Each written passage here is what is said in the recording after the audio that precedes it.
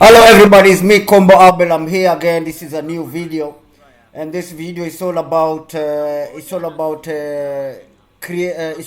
evolution theory. You know, the atheists, you know, the ones who don't believe in God, and this is the battle between the atheists and Christianity. So the Ken Offit is the professor. He's a creation science evangelism. Kent Offit. So he debates three people. He debates three professors, the ones you see in the school and all that, who lie to the children about there's no God. You know, they who lie to the children in school about evolution theory, Big Bang theory, and all that. So we're going to listen to this battle, and we're going to see who's going to win the battle. Because there are many atheists out there, even here in Switzerland, who are atheists. They don't believe in God, and a lot of them, even in the government. But let's see now. Let's stop this philosophy of atheism and evolution theory. You know, this Darwin's theory. So let's go. 5,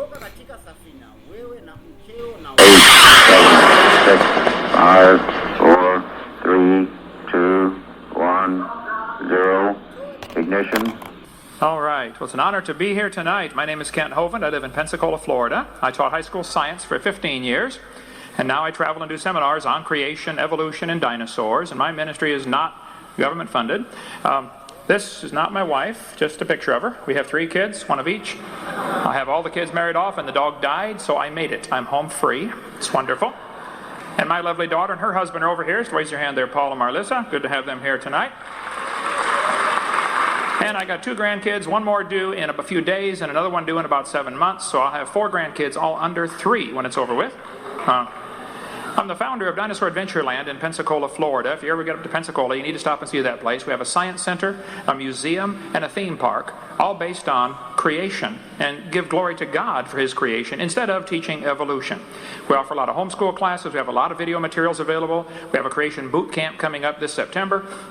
And you're all invited to come up to that. We believe that the creation ought to glorify the God of the Creator, and He ought to get credit for what He did. So our position is the Bible is true, evolution theory is seriously wrong, and one of the dumbest and most dangerous religions in the history of the world. That's our totally unbiased opinion on the subject. Thank you so much.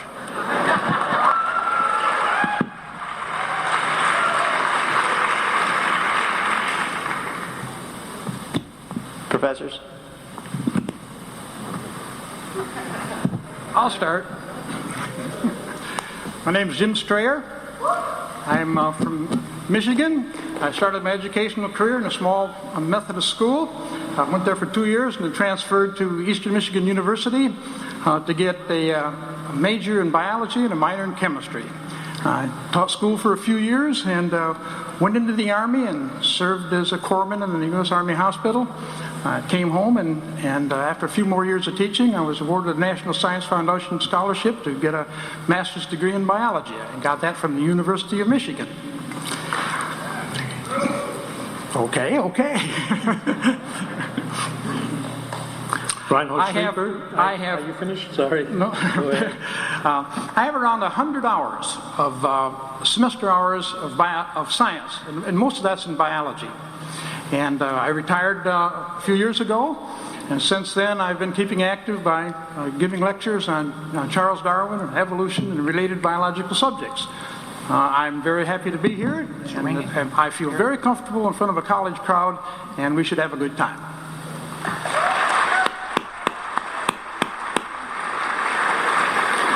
I'm Reinhold Schlieper. I teach here, and that means I live around this area too. And there's no way I'm going to be able to top that introduction that we just heard. So I'll just be staying on the side of modesty and stop right here.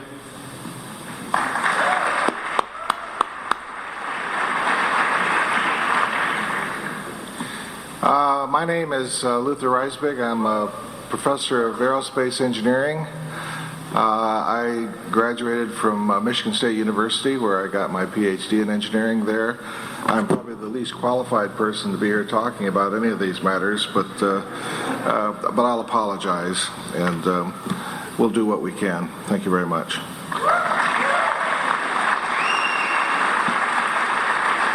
Thank you very much. Dr. Hovind, you'll now have 12 minutes to make an opening case. All right, well, let's define a few positions. I believe very strongly that the earth is about 6,000 years old. It was created in 6 literal 24-hour days. This position would make a few predictions. The Bible says clearly, in 6 days the Lord made heaven and earth, and all that in them is. Everything created in 6 days. Now, based on that prediction, based on that premise, we can make a few predictions, which is what science is supposed to do. A scientific theory is supposed to allow you to make predictions. I predict, based on the Bible teaching, that the universe will show evidence of order and design all over the place, okay? I predict that we will find thousands of symbiotic relationships in nature. Animals that require certain plants and plants that require certain animals, and it works just fine because they were all created within a few days of each other. Not a problem at all for the creationist viewpoint. I predict that there will be limits to the variations that life forms are able to produce. The Bible says they will bring forth after their kind, and that's what we've observed. 6,000 years of human history shows us dogs produce dogs. Every time. It might be a big dog or a little dog. It might have curly hair or straight hair, but it's going to be a dog, guaranteed, okay? Farmers actually count on that. I mean, when they plant corn, they expect to get corn. And so far, it has happened. So certainly there are variations, but there are definite limits to the variations, and this is where the major difference comes between the creationist and the evolutionist. I predict that there are not only limits to the variation, I predict that there will be actually a purpose to life because we were designed by a creator for a purpose. That's a prediction based on the Bible view. I predict there will be non-material things like love, sense of justice, mercy, innate knowledge of right and wrong, a conscience, and absolute truth. Those things are not possible with the evolution theory. They are predicted based on the creation theory. Somebody designed this for a reason. I predict that there will be a way to find the will of the creator, such as messengers speaking for him, or maybe even a book telling us why he did it and how he did it. I predict there will be an afterlife where we will face the creator to give an accounting. Okay? The Bible dates, if you add them up in Scripture, comes to about 6,000 years ago for the creation, not millions. There's a large difference between 6,000 and 20 billion. Congress doesn't seem to understand that, but there is a big difference, okay? Now, based on the Bible teaching that the earth was originally created where people lived to be 900 years old, I predict we will find lots of legends about a golden age and a creation event. This seems to be kind of universal throughout history. Most people believe there was a creation, and most people believe there was a time when man used to live to be nearly 1,000. The Greeks talked about it, the Babylonians talked about it, the Sumerians. Everybody talked about this golden age. Why? Well, that's predicted based on the creation viewpoint, okay? I predict there will be skeletons found of people showing signs of great age, because they were living to be much older, you know, before things happen. And as you grow, especially the brow ridge of your head never stops growing. The constant pull on the back of your head, the occipital bun, based on just the muscles from holding your head forward, is going to elongate the head over 200 or 300 or 400 years. People would look exactly like the Neanderthals look. Brain 13% bigger than ours, few strange things about their head, but 100% human in every respect. I predict that there will be biological problems with modern man, such as wisdom teeth, because we're not as big as we used to be. And we're developing probably faster. People are maturing faster. They're only living to be 80 or 90 instead of living to be 900. And wisdom teeth are a problem today, not because of evolution, but because we're actually genetically inferior to the original model, Adam and Eve, okay? I predict that there'll be a universal longing for things to be restored to the Garden of Eden conditions. That's what everybody seems to want, okay? Now, what difference does it make if you believe in evolution or creation? Well, if evolution is true, how do we tell right from wrong? Anytime tonight, I would like any one of these gentlemen to answer the simple question, if evolution is true, how does anybody tell right from wrong? If I wanted you to make a list of 10 things that are wrong, before you put anything on the list, I want to know, how are you deciding? Are you deciding right from wrong based on what Osama bin Laden thinks? Do we decide right from wrong based on what Congress thinks? Do we decide right from wrong based on the majority? How do we decide right from wrong? Simple question, I've never had it answered. If evolution is true, death brought man into the world, and death is actually the hero of the plot. Because if evolution is true, one animal evolves a little better than the rest for some reason, maybe a mutation or something. What must happen to the rest of them? They have to die. Otherwise, the good genes are diluted back into the population and lost. Evolution is a religion of death. Death is actually the hero of the plot. If the Bible is true, then man brought death into the world. If evolution is true, death brought man into the world. These two views cannot possibly be more opposite. Somebody is wrong. And I enjoy showing them who they are, and that's why I'm here. Okay, now, the Bible says clearly that by one man sin came into the world, and death by sin. The reason we have death and suffering today is because of man's disobedience to the Creator. The Bible says by man came death. In Adam all die. We have suffering and death because of man's disobedience. If evolution is true, you could read Charles Darwin's book, page 170 or page 217. He said, hey, the death and struggle for life is a wonderful thing. That's how we get ahead. Okay? Now, the creation view says there was a flood about 4,400 years ago.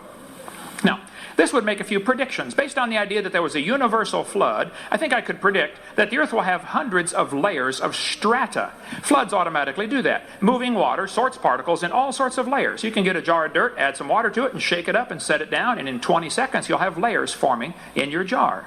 Moving water automatically sorts particles. It's called hydrologic sorting. You engineers ought to know about that. I predict, based on the Bible teaching of the flood, that there will be billions of fossils, including coal and oil, found in those layers of sedimentary rock that we find all over the earth. I predict that there will be huge canyons and deltas showing evidence of rapid, massive erosion. I predict there will be legends of this worldwide flood found in cultures all over the world. That's a prediction based on the biblical view. Biblical view of creation is certainly scientific. It makes predictions. Okay? I predict there will be petrified trees in the vertical position, extending through all of these layers. Thousands and thousands of these trees have been found around the world, petrified, standing up, connecting layers that some people want you to believe are different ages. Now, I don't know how long a dead tree stands up around here before it falls down, but up in Pensacola, you get maybe 5 or 10 years maximum before the tree falls over. And yet they're telling us these layers are different ages. We have dozens of pictures of these polystrate fossils on our website, drdino.com. Now, if somebody wants you to believe the layers are different ages by millions of years, well, they're welcome to teach you whatever they want, but this is simply not in accordance with the evidence. I believe the Bible would predict we would find things like this. Polystrate fossils. A worldwide flood would do that. Now, science means knowledge, okay? A more expanded definition of science means knowledge gained by observation and study and testing. My contention is there is absolutely nothing scientific about the evolution theory if we define what we mean by evolution carefully, which I want to do in my last few minutes here. I like science. I taught high school science for 15 years. I love the study of science. I am not against science, but I'm against using lies to support a theory. And I'm certainly against telling people that science can go farther than it really can. Okay? Now, Texas has a law that requires textbooks to be accurate. So does Florida. Florida Statute 1006 says there must be accuracy of instructional materials. Textbooks ought to be accurate. Wisconsin says textbooks ought to be accurate. Alabama says textbooks shall be adequate and current. California says textbooks shall be factually accurate. Minnesota says a teacher shall not deliberately suppress or distort subject matter. These are all wonderful laws, but not one of those states enforces them. The textbook says we have evidence of evolution. Okay, what kind of evidence do they give? This guy says evolution is fact, not theory. Birds arose from non-birds and humans from non-humans. No person who pretends to any understanding of the natural world can deny these facts. Well, it's okay to make a statement like that, but that's just a mantra. That doesn't make it true because he states it. Even if he states it loudly and forcefully, it doesn't make it true, okay? The word evolution has 6 different meanings. First of all, there would have to be cosmic evolution. That would be the origin of time, space, matter. They try to answer that with the Big Bang Theory, with which there are numerous problems. We cover that on our videotape number 1. The second meaning or level or stage of the evolution theory would have to be chemical evolution. If the Big Bang produced hydrogen, well then how did we get all these other elements? They want me to believe that uranium evolved from hydrogen?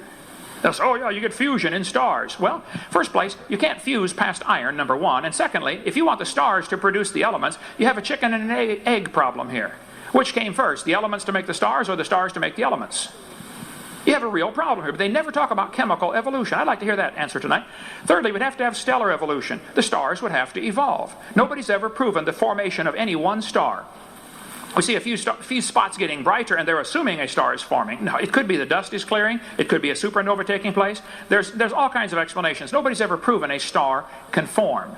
And yet it's known now that there are about 11 trillion stars per person on this planet. Each of you can own 11 trillion of them. How did the stars evolve? Fourthly, we have to have organic evolution, the origin of life. How did life get started? Fifthly is macroevolution, where an animal changes to a different kind of animal. Nobody's ever seen any of these first 5. Lastly is what's called microevolution. I object to the term, but they use it, so I'll use it. Microevolution tells us there are varieties within the same kind. Big dogs, little dogs. Okay. This one happens. The first 5 are purely religious. And if you want to believe in those first 5, you enjoy yourself, but don't call it science. And don't make me pay to teach that to the next generation of kids as part of science, because it's not. It's nothing but a religion.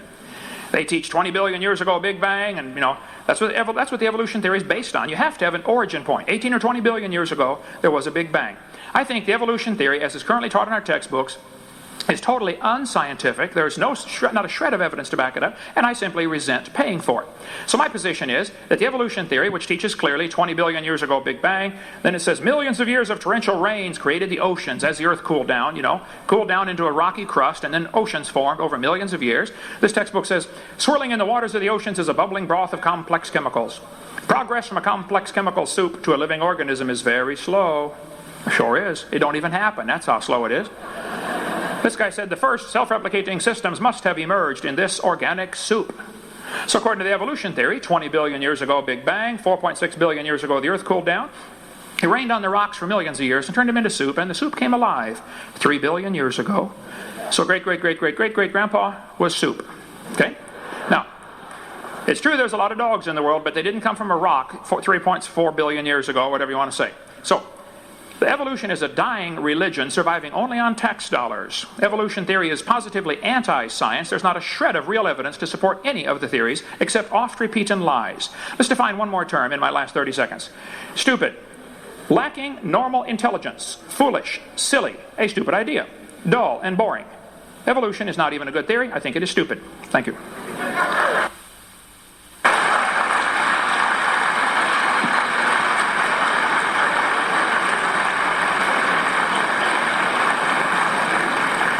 Professors, you'll now have 12 minutes to present your opening arguments, and additional 5 minutes to rebuttal Dr. Hoeven's position and state a question back to him. Thank you. Well, I suppose you'd like to know what I teach when I teach evolution. I think you should take a look at the black sheet up here to see what the definition of evolution is. Biological evolution is the change in the gene pool of population over time. It's really very simple. Do we have a gene pool? Do we have DNA? Well, of course we do. Every living thing has DNA. Does it change? Well, of course it does. We can see it change. We know what DNA sequencing is. We do it all the time. We can check the genes in any plant or animal now that we want to. Has there been enough time for that to happen? Well, of course there has. If you'll take a look at the green sheet over here, you'll see that the age of the Earth has been found out by astronomers studying the age of the Earth, the geologists study the age of the Earth. We've used the radioactivity to find out the age. We've used plate tectonics and movement of planets. We use biology. And what's interesting about these things is that they've all arrived at the same answer using different science. If one of them had found a different answer, there would have been something wrong. But they didn't. The astronomers agreed with the geologists, and the geologists agreed with radioactivity, and the radioactivity agreed with plate tectonics. They all agreed on a basic time that we've just heard, 4.5 billion years old. Now, how do I try to get this across to my students? Well, I talk to them about natural selection. And what natural selection really means, if you look at the red card down here, is that everything that has genes overproduces. Everything that has DNA overproduces. So there's always more population than can be there. Let me give you an example. If you started out with 2 cockroaches, and cockroaches lived in a perfect place, a cockroach perfect place, at the end of 7 months, there'd be 164 billion of them. Well, there's not 164 billion of them because there's no perfect place for them. Instead, they're in competition with each other. They're in competition for food, they're in competition for space, and they're in competition for mating. So what happens is that there has to be a survival. Well, who survives? Some people say the survival of the fittest. Well, that means you don't understand evolution. It's not survival of the fittest. It's survival of the one that can live long enough to find a mate and reproduce. Ants work together. Only one of them is going to reproduce. The rest of them are going to try to help somebody reproduce. So it's survival of the fit, not survival of the fittest. And then, of course, what happens is those individuals get to reproduce, and that species survives. But look, we talked about billions and billions of cockroaches not surviving. Why is that? And the answer is they had some genetic changes that weren't good. The idea is to have some tiny little changes in your DNA. Maybe it takes 5 or 6, 7, 20 generations for it to show up even. But when it does show up, it's good. Evolution is extremely inefficient. So is photosynthesis inefficient. Biological processes are inefficient. It's just a bad design. But what happens is some of them make it, and some of them don't. So when I'm doing this, I have to use some kind of a science. So if you look at the black sheet down here with the blue markings around it, I talk about fossils, and I talk about genetics, and I talk about homology, or the structures of plants and animals, and I talk about distribution in the planet, and I talk about embryology. But what's interesting about these things is they all agree. They all approach evolution from a different point of view, and yet they agree. If we didn't have any fossils at all, none, it wouldn't matter. We still have enough information to prove that evolution took place. If we didn't have any homologic structures to look at, it doesn't matter. We still have enough evolution facts to show that it took place. Now, I had a problem solved for me by the Supreme Court. It happens that there have been 9 cases brought by creationists to the federal courts against evolution. They were competing against each other in the Supreme Court. The first one of those cases that really was important took place in 1968. But in 1982, the Supreme Court case of McClellan versus the Kansas Board of Education ruled in a decision that gave a detailed definition of the term science. The court declared that creation science is not, in fact, a science. What that meant is that people were teaching high school, like me at that time, that meant I couldn't teach creation. It was a religion. I could teach evolution because it fit the definition of science. Now, that court case was challenged by 2 teachers. One of them challenged it on the basis that he had the right to teach because of freedom of speech. He could do what he wanted to in his class. Well, he lost that case. And he lost it very simply because he was trying to teach creation in a public school that doesn't allow religion to be taught in a public school. He lost. He should have known better to bring the case. And then another guy challenged it. He challenged it on the idea that, well, I'll make my own curriculum. I'll show those guys. Well, of course, what happened is the school board said, hey, fella, you don't make the curriculum in this place, we make it. And he lost the case, too. Now, I hope that makes you understand why the creationists want to get to the 7th grade. They want to get to the 7th grade because that's the only place you can talk to school boards who don't know anything about evolution. Let me explain this to you. When I'm going to use a textbook, what do I use? I use one like this one. Now, this textbook is a pretty basic text. It could be used in the University of Florida, University of Michigan, and any large school in the United States, even small schools. As a matter of fact, I looked at the textbooks that are used here at Embry-Riddle University. They're great. One of the ecology books here has one of the best chapters on evolution I've ever seen. It's a great book.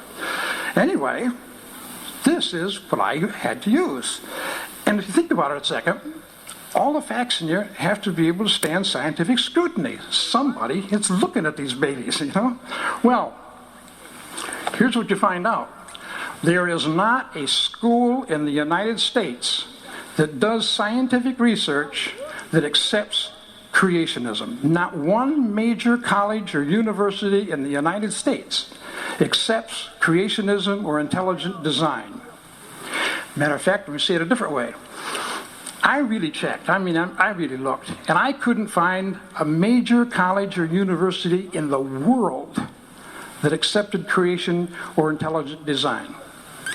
Now, I thought, the teacher, I got to find out about this stuff. So where do these guys get their ideas? So I ordered some Bob Jones textbooks. This is a Bob Jones life science book. They use it in the 8th grade. It has 500 pages in it. It has 250 references to biblical verses to explain science. It has not one reference to a scientific journal or book.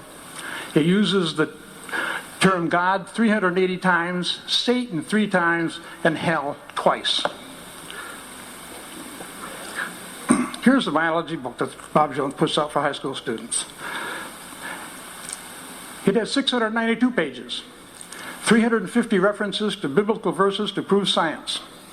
Not one reference to any scientific journal or scientific book. It mentions God 600 times and Satan 40 times. This book is put right here in Florida. You know it's a creation book because it says so. Biology, God's living creation. It's a creation book. This company claims that they are the largest textbook publishers for creation of schools in the United States. Now remember, we're talking creation of schools. These things would never be allowed in a public school because they're religious. This book has 650 pages in it, 150 references to the Bible. No science references at all to any book, any article, anything. It mentions God 425 times. Well, I'd like to ask a question. You know, when I come before a group like this, and I want to show you that I've tried to keep up with things. I mean, I read the Scientific American, and I trust the Scientific American. I get a book that's specially put out for teachers called the National Center for Science Education. You know, it has a lot in it about evolution and creation. I trust that book. I go to the bookstore and get Discovery. I trust that too. And I trust the National Geographic. They've been at it 100 years. They know how old the Earth is. So I'm looking out at this audience. You look like a really great group. Lots of college students and lots of creationists in here. I'd like to know where I stand before I go any further. How many of you folks would like to see Embry-Riddle University be the first university in the world to accept creation and intelligent design in their science department? Can I show hands? Thank you very much. That's exactly what I expected. You know? Okay. Now, I'm often asked, well, how do you handle the stuff with the students as far as the evidence is collected? Well, let me just give you a list of things here that are the pieces of equipment that scientists use to study evolution. Computers, ultrasound, core boring, sonar, lasers, deep sea vessels, chromatography, electron microscopes, DNA sequencing, ultraviolet light, radioactive dating, television, electrophoresis, x-rays, robotics, spectroscopes, photography, and Geiger counters. Those pieces of equipment are used in chemistry, physics, geology, and evolution. We get the same results they do.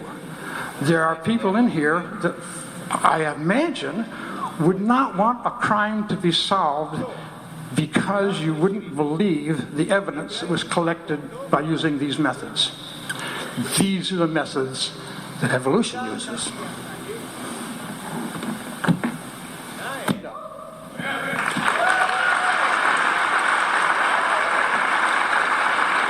Professors, you'll have an additional 5 minutes to rebuttal Dr. Hoven's opening statement and to pose a question to him.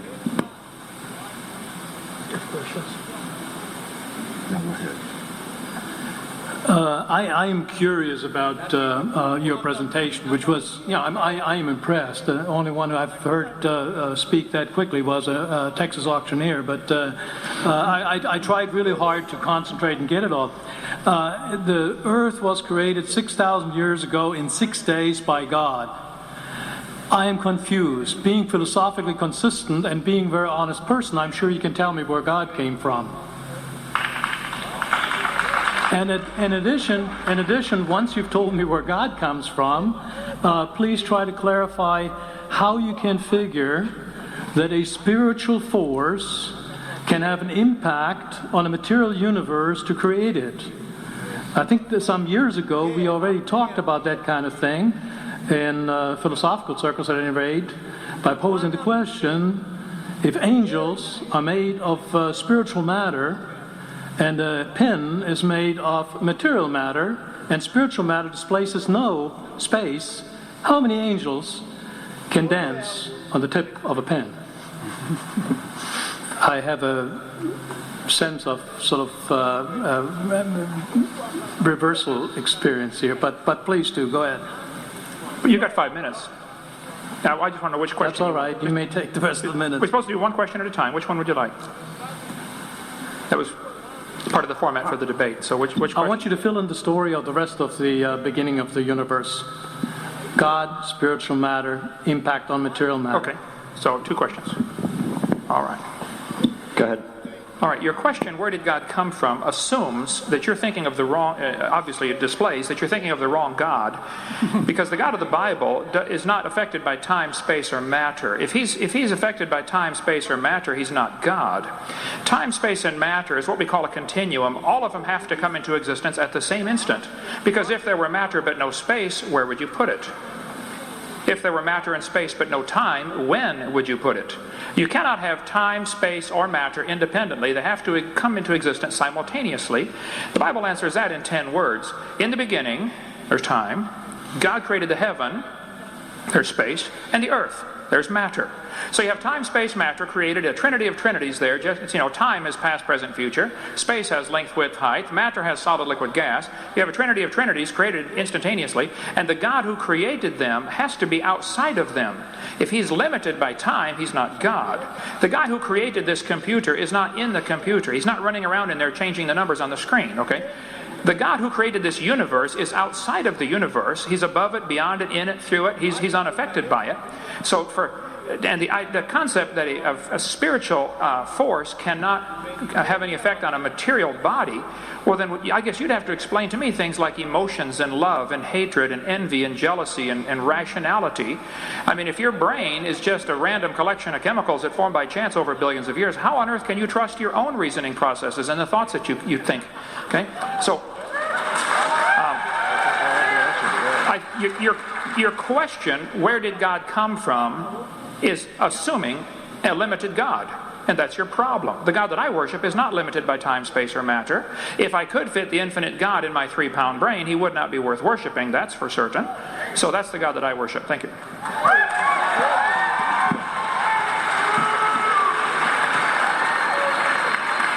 Dr. Hovind, would you like to... for that? Would you please present a question to the other side? I was curious about the previous presentation. He said he trusted National Geographic. Just to give you one example, okay? The Bible teaches clearly that the birds were made on the 5th day, and the reptiles were made on the 6th day, okay? Evolution teaches exactly the opposite. Reptiles first and then birds. The Bible says birds first, then reptiles. Actually, everything about the evolution theory is backwards to what the Bible teaches. Somebody's clearly wrong on this. This guy says dinosaurs are alive as birds, scientist says, okay? Well, this is absurd, obviously. Nobody's ever seen any animal produce a different kind of animal. They can believe that if they want. Here's a USA Today. Missing link discovered, October 1999. National Geographic, one that he trusts. Missing link, breaking news, folks. We have found National Geographic, November 1999, the missing link. A few months later, oops, it was a mistake. Some Chinese guy had taken a couple of fossils and glued them together and fooled everybody. National Geographic paid, I think, $80,000 for that fossil. It was incredible, the amount of money they paid for that. And there's all kinds of evidence. I could show you over and over where National Geographic is not trustworthy. The entire argument that I heard a few minutes ago was majority opinion supports evolution. Okay, first place, I don't think that's true. Okay, how many of you in here tonight at a secular university do not believe the evolution theory that they present? Okay, how many do believe the evolution theory that they present? Okay, we could take a count here. I suspect that was majority for the creation side. We can count if you like, but I know this. About 9% of the population in Gallup polls and surveys taken says they believe in atheistic evolution, no God is involved. 90% say yes, there was a God involved, and 50% of the entire population says God did it in the last 10,000 years. So if you're using majority opinion as your argument, I think that's obviously, historically, you can prove that's pretty easy to prove wrong. Majority opinion proves nothing. Majority's often been wrong. So all of the experts on birds are saying the dinosaurs could not possibly have turned to birds. There are just millions and millions of differences. So I guess I'd be curious, with all the evidence that we've gathered over the years, why you would think a dinosaur turned into a bird. When dinosaurs, reptiles produce reptiles, birds produce birds. I mean, there's no evidence of this. So my question, why do you think dinosaurs turned to birds if you think that? Evolution is a process where all kinds of DNA and all kinds of animals are making changes. Some of that changes in DNA are going to turn out to be pretty good. Some of them aren't. If we take a look at an example from your research saying that, how about Noah's Ark having one kind of animal that evolved into dogs, foxes, and wolves. In 6,000 years? Not possible at all. Couldn't even begin to happen in 6,000 years. Noah's Ark, one kind of horse developing into a zebra and a donkey? Not possible. No, there's no way DNA can change that fast. What evolutionists are saying is the process of DNA changing takes a long time. You see, the creationists want it both ways. They want to make fun of evolution and saying, well, why does that thing want to do that? Well, it doesn't want to do it. DNA is changing randomly. But at the same time, they want to say that you can have all kinds of animals evolve in 6,000 years that's hopped off of a ship someplace that Noah's running. It's impossible. There's absolutely no way that amount of DNA could change in 6,000 years. The only way you can solve that is by saying the usual way. It must have been a miracle. Well, in science, we don't talk about miracles. We talk about evidence. And that's what's important to us. And I kind of resent Dr. Hovind telling us this is what we believe and this is what I predict. My prediction is that evolution has been going on for a long time, and it'll continue to go on, and it'll go on in the same way it's always developed. DNA will change bit by bit, little by little, and plants and animals will change. I have a couple of creationist magazines at home that told me in the Creationist magazine that the reason that we have thorns on blackberries and roses and the reason we have a toothache is because Adam and Eve fell from grace when they sinned. I have a hard time accepting that as scientific evidence. I would rather use as my scientific evidence tracing the origin of thorns and origins of teeth back to their beginning, rather than relying on the fact that Adam and Eve sinned and that brought a disaster into the world. I'm done. Professors, would you like to formulate a question or another statement? You do have 2 minutes. Do we have more time? Do we have more time? You will after 5 minutes. How many? After Mr. Hovind goes. I didn't hear what he said. We can understand you. I'm sorry, you'll have 5 more minutes after Mr. Hovind has his 5 minutes. So what were the 2 minutes that you said that we had time right now? Is it on the board? 1 minute and 47 seconds. And we just talked about it. And who has that time right now? You do. Any three one of of you. us? Yes, sir. Oh, okay. Just trying to get the I'm sorry. Image straight. Thank you. I do wonder about my earlier question. I don't feel comfortable about it being answered. That is, you keep insisting that the God of the Bible in some way is responsible for all this. You may, even if you were to prove that there's some kind of spiritual force, it is not necessarily the God of the Bible. So you're taking a giant leap there.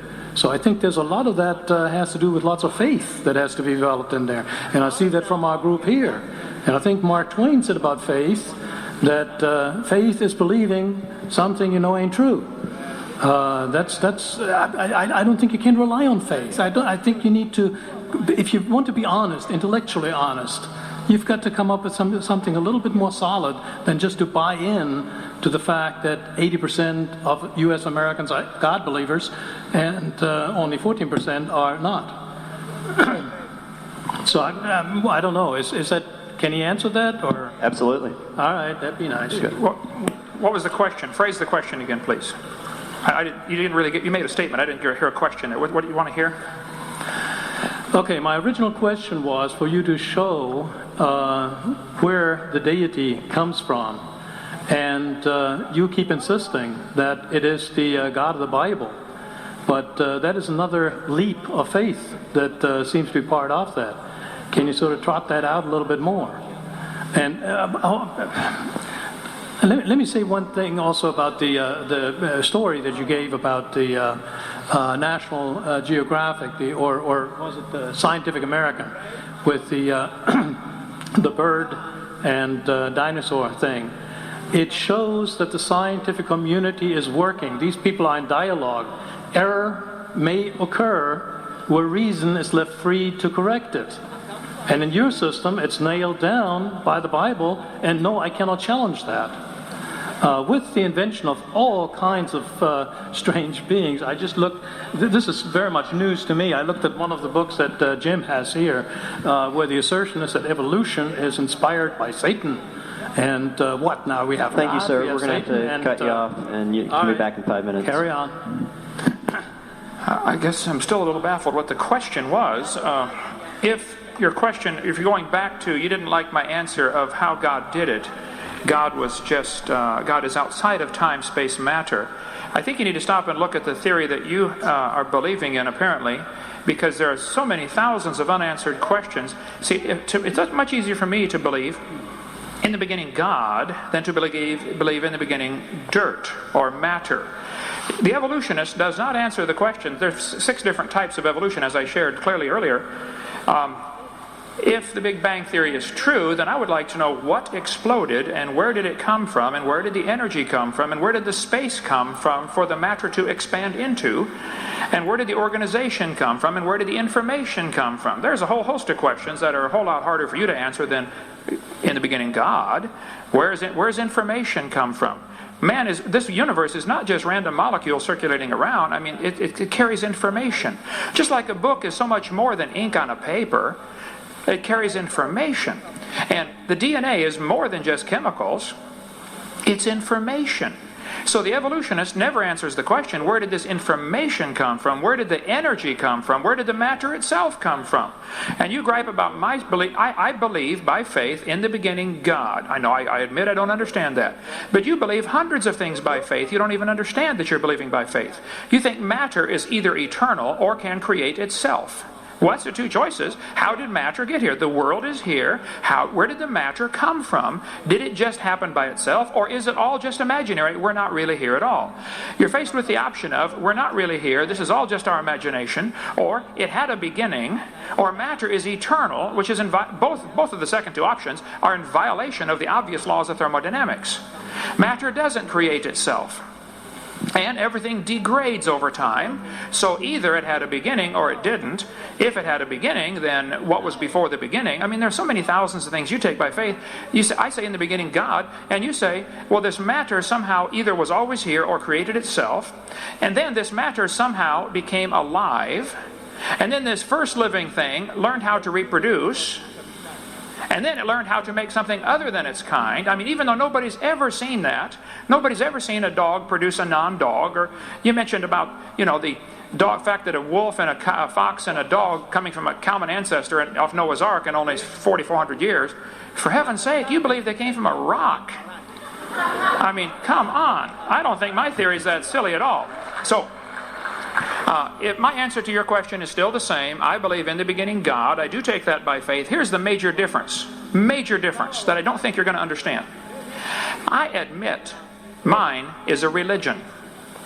They do not admit theirs is a religion. They want you to think what they believe is science, and all of you should pay for their religion to be taught in this university. And that's the situation we have today, and that's unfortunate. There have always been situations where the majority taught something. I mean, in the Soviet Union 15 years ago, if you stood up and said, hey kids, I don't believe in communism, I think capitalism is a better system, you would be in Siberia if you survived. And here at Emory University, If you stood up in your classroom and said, I don't believe this evolution theory is true, I think it's pretty obvious there must have been a designer to this system, you would be in intellectual Siberia. You would lose your job. It has happened to hundreds of teachers, just simply for standing up and say, look, I think the evidence is here, folks. There must have been a designer. If I asked you to explain how computers came to be, but you cannot use man as your answer, I only want a purely naturalistic explanation for the origin of computers. Purely naturalistic. The answer has to lie within the computer. How did these molecules get together? How did this data get together? How did these plastic molecules come together and the different silicone chips? How did it happen? Your answer has to lie in the computer. I've already eliminated the only obvious answer to the problem at the beginning by my definition. They're trying to eliminate the only logical answer to the question by their definition of science. They want to define science as things that we can observe and test and demonstrate in the natural world. Okay, well then that eliminates both evolution and creation. Both are unobserved. We don't see anything change. We don't see anything created from nothing. Here's the problem. Both creation and evolution are religious. I admit mine's a religion. They don't admit theirs is a religion. And all of us are paying for their religion to be taught in the school system. And I, for one, resent that. So my answer is still the same. God did it. My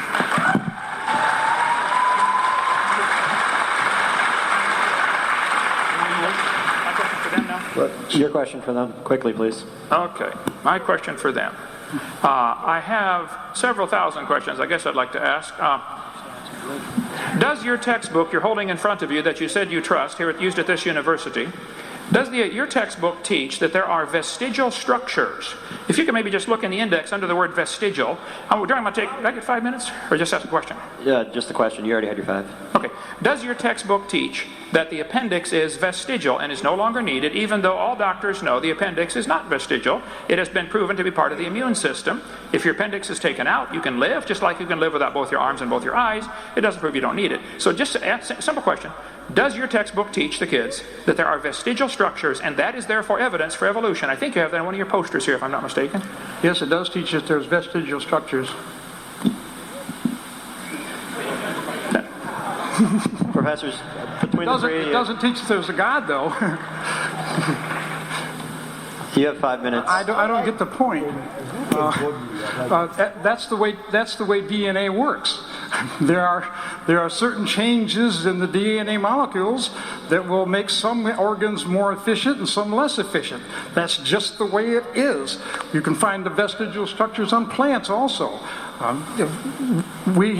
You and I have no control over what goes on in the DNA in our body. We just pass it on to our offspring. But to say that, to make one example like that and say that it's going to get rid of the theory of evolution is ridiculous. We've got all these other proofs that about evolution. Vestigial structures are just one tiny part of that. Okay, let me say another thing. I know where God came from. Man made him.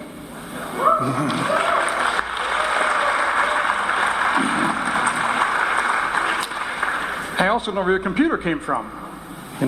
From science. It was put together by people that understood physics and chemistry. It was put together by people that understood molecules and atoms. It was put together by people with intelligence, people that knew how to love and hate and carry on biological relationships because they have intelligence. We got intelligence because we have brains. We've got brains because we've got DNA. It doesn't make any sense at all to say that people that don't have religion, don't have feelings, don't follow the law. The Constitution of our country does not mention God or religion. We are a nation of laws. We're a nation of laws because we're a nation of people that have intelligence. That's the way it is. That's the way animals operate. Some animals evolved a different way. They evolved so they could fly, or they could crawl, or they could run. And what was successful for them worked out for them. What's successful for us is that we have a good brain. And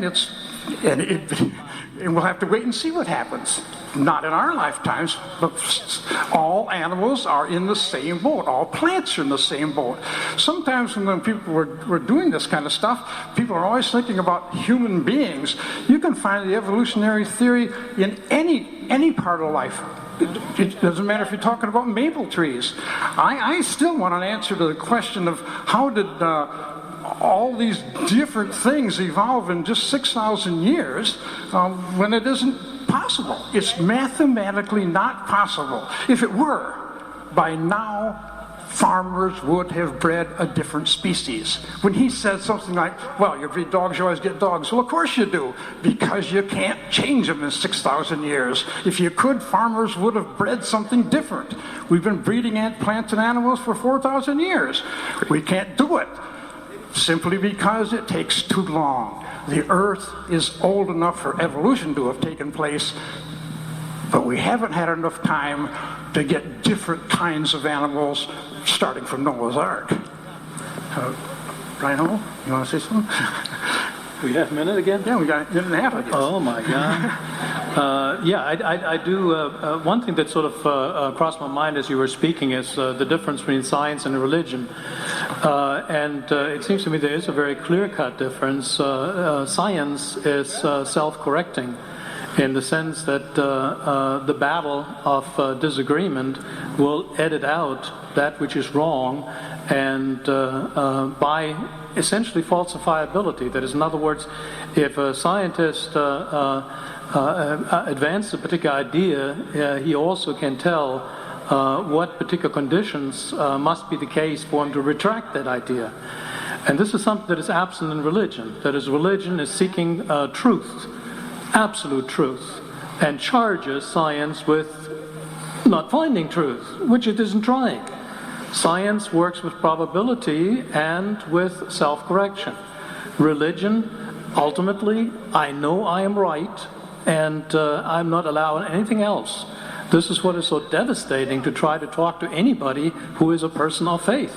You can't get anywhere, because they'll weasel out just about anything you try to offer by inventing new and different interpretations and new passages of the Bible and whatnot. And everybody else, of course, is wrong, except the one person who's looking at it. That kind of system, I think, cannot be possibly science. Well, he said science is self-correcting. I agree. I happen to like science quite a bit. But see, the creation view doesn't have to be constantly corrected because it's right. Okay? And I like the answer that the one gentleman gave. He said, obviously, the computer is here because of man, because of intelligence. I mean, obviously, this took a designer. Well, duh. So did the universe. So did the single cell in your body. So did every living creature. I mean, you can't explain the computer inside the computer, can you? And you can't explain the creation inside the creation. There has to be something above an intelligent designer. Oh, and you talk about devastating to talk to a person of faith. What you said a few sentences earlier was, or what the other gentleman said was, of course we don't see changes. Farmers have been raising dogs for, 4,000 years, and we don't see changes because it takes too long.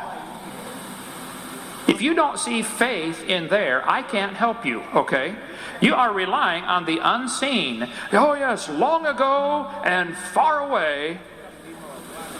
Evolution has got to be the biggest fairy tale for adults ever created.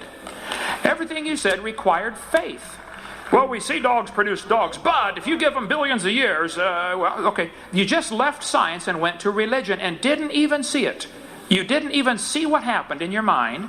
And one of you teaches a course on logic. I mean, if this was a student of yours doing this, you'd give him an F. And yet your fellow professors believe it and you think it's great. They jump from faith to science back and forth all the time. Well, we see dogs produce dogs, but if we had enough time... Oh, stop. You're leaving science right that moment. So, if I got 3 minutes, let me just cover a couple things that I resent being in the textbooks, and I would like to hear if this is in your textbook. My question is this in your textbook? And after I share with you the evidence, I want to know why, okay? This textbook says many organisms retain traces of their evolutionary history. For example, the whale retains pelvic and leg bones as useless vestiges. Earlier, it was mentioned one of the evidences for evolution is vestigial organs. Andrew Carnegie left behind millions of dollars to start an organization called the National Center for Science Education, of which you are a part, okay? The National Center for Science Education. I was in Berkeley last week. 147 professors at Berkeley refused to debate me. Jeannie Scott won't debate me for any amount of money on the planet. Here's Jeannie Scott right here. I'll fly out at my expense and take them all on. This is welcome to the home page of National Center for Science Education, a tax-exempt, non-profit membership organization working to defend the teaching of evolution against sectarian attack. We are a nationally recognized clearinghouse for information and advice to keep evolution in the classroom and scientific creationism out. The National Center for Science Education is a little bitty storefront building in Berkeley, California. I was there 4 days ago, and they got 5 people working in this little building. And they teach that maybe the cow evolved into the whale. That's what their literature teaches. This textbook says the whale has a pelvis and a leg bone.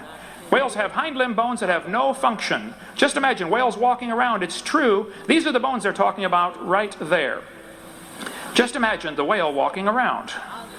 I'm sorry, I tried and I can't, okay? They say the whale's pelvis has no apparent function.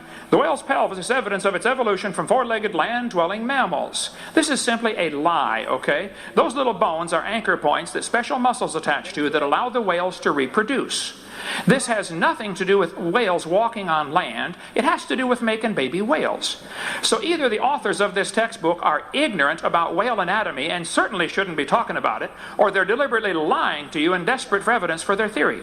So my question is very simple. Does your textbook teach the whale has a vestigial pelvis? If so, why would you use a biology book in your biology class at a famous university like this based on an author that doesn't even understand his basic anatomy of whales, and he's either lying to the students or he's ignorant? Why would you use something like that? And how could a vestigial structure be evidence for evolution when that's an example of losing, not gaining? It doesn't tell you how the whale got the legs. Oh, it's slowly losing them. Well, in the first place, it's not slowly losing them, okay? It's a lie. Secondly, even if it was, that's the opposite of evolution. How on earth can this be evidence for a theory? Yes, boys and girls, we're slowly losing things. That's how we got it all. Well, duh. So, my question is simple. Does your book teach there are vestigial structures, specifically the whale having a vestigial pelvis? If it does, why would you use a book like that in a university like this? Excuse me, sir, just a quick reminder. I'll turn your mic on in just a second. We're going to go to an intermission in one more iteration. So, yes, absolutely. Your table. We're going to go on intermission after that. The book does not teach that the whale has a vestigial pelvis. That's one of the most ignorant statements I'd ever heard. The pelvis is an absolute necessary thing for the whale. He attaches all of his muscles to it. It's one of the major things that helps him swim. I happen to be keeping up with what's going on with the evolution of the whale, and we have a very good set of bones saved from fossil records showing that the whales evolved through a long period of time from animals that are on land to animals that are in the water. We have that evidence. And to say we don't have it or to say that we're lying is disingenuous to this audience. I ask you, don't believe me. Let me get off the subject a second. Right up there are the things we try to do in science. We say, let's not believe revelations. If somebody just says, I know because I know. No, that's not good enough. Believe authority. No, let's not believe authority. Let's not believe any of us up here at the table. You folks can get the copy of this book or this thing here and get the facts. You don't have to believe me. You don't have to believe him. You can find out for yourself. You don't have to trust authorities, even me. The second thing is tradition. You don't have to trust tradition. I mean, come on, there's different traditions all over the world. But we can trust science because science should be the same all over the world. What I'm trying to say to you is when I teach my classes, evidence is what's important. I have no evidence that God exists. I have no evidence that there was a Noah's Ark. I have no evidence that there was an Adam and Eve. I have evidence that whales evolved from animals that live on land, and I can prove it.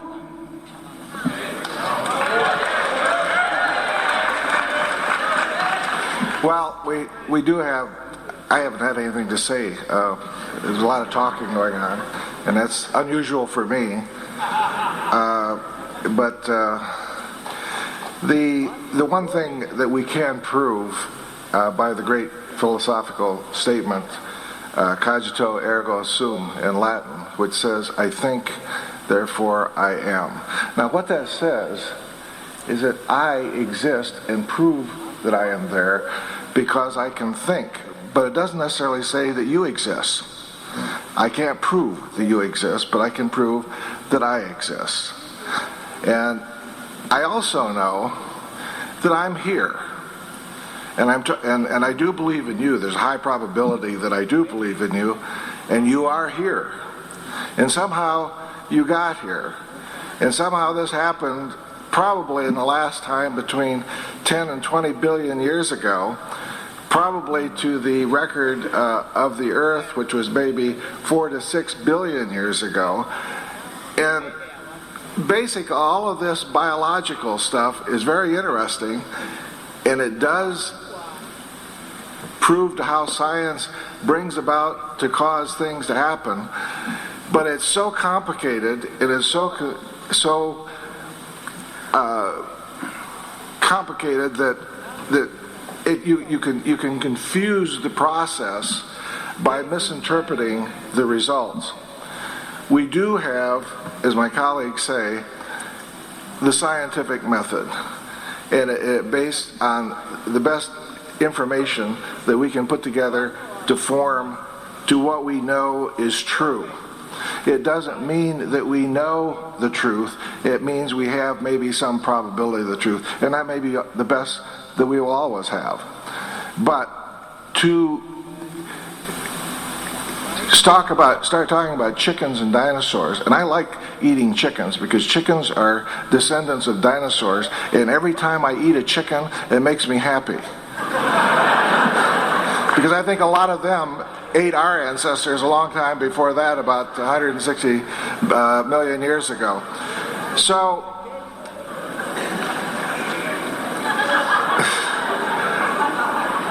I'm going to leave with my colleagues and with the fact that we exist, we do think, and we are here, and how the record got as to how got to be here could be debated.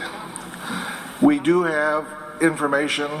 We probably miss more information than we know. But I will say this, that we've got to be very careful as to how we interpret the record when we're trying to talk about something, because we are subject to ourselves to sink into confusion and to basically involve yourself into what becomes voodoo science, and that is very, very dangerous.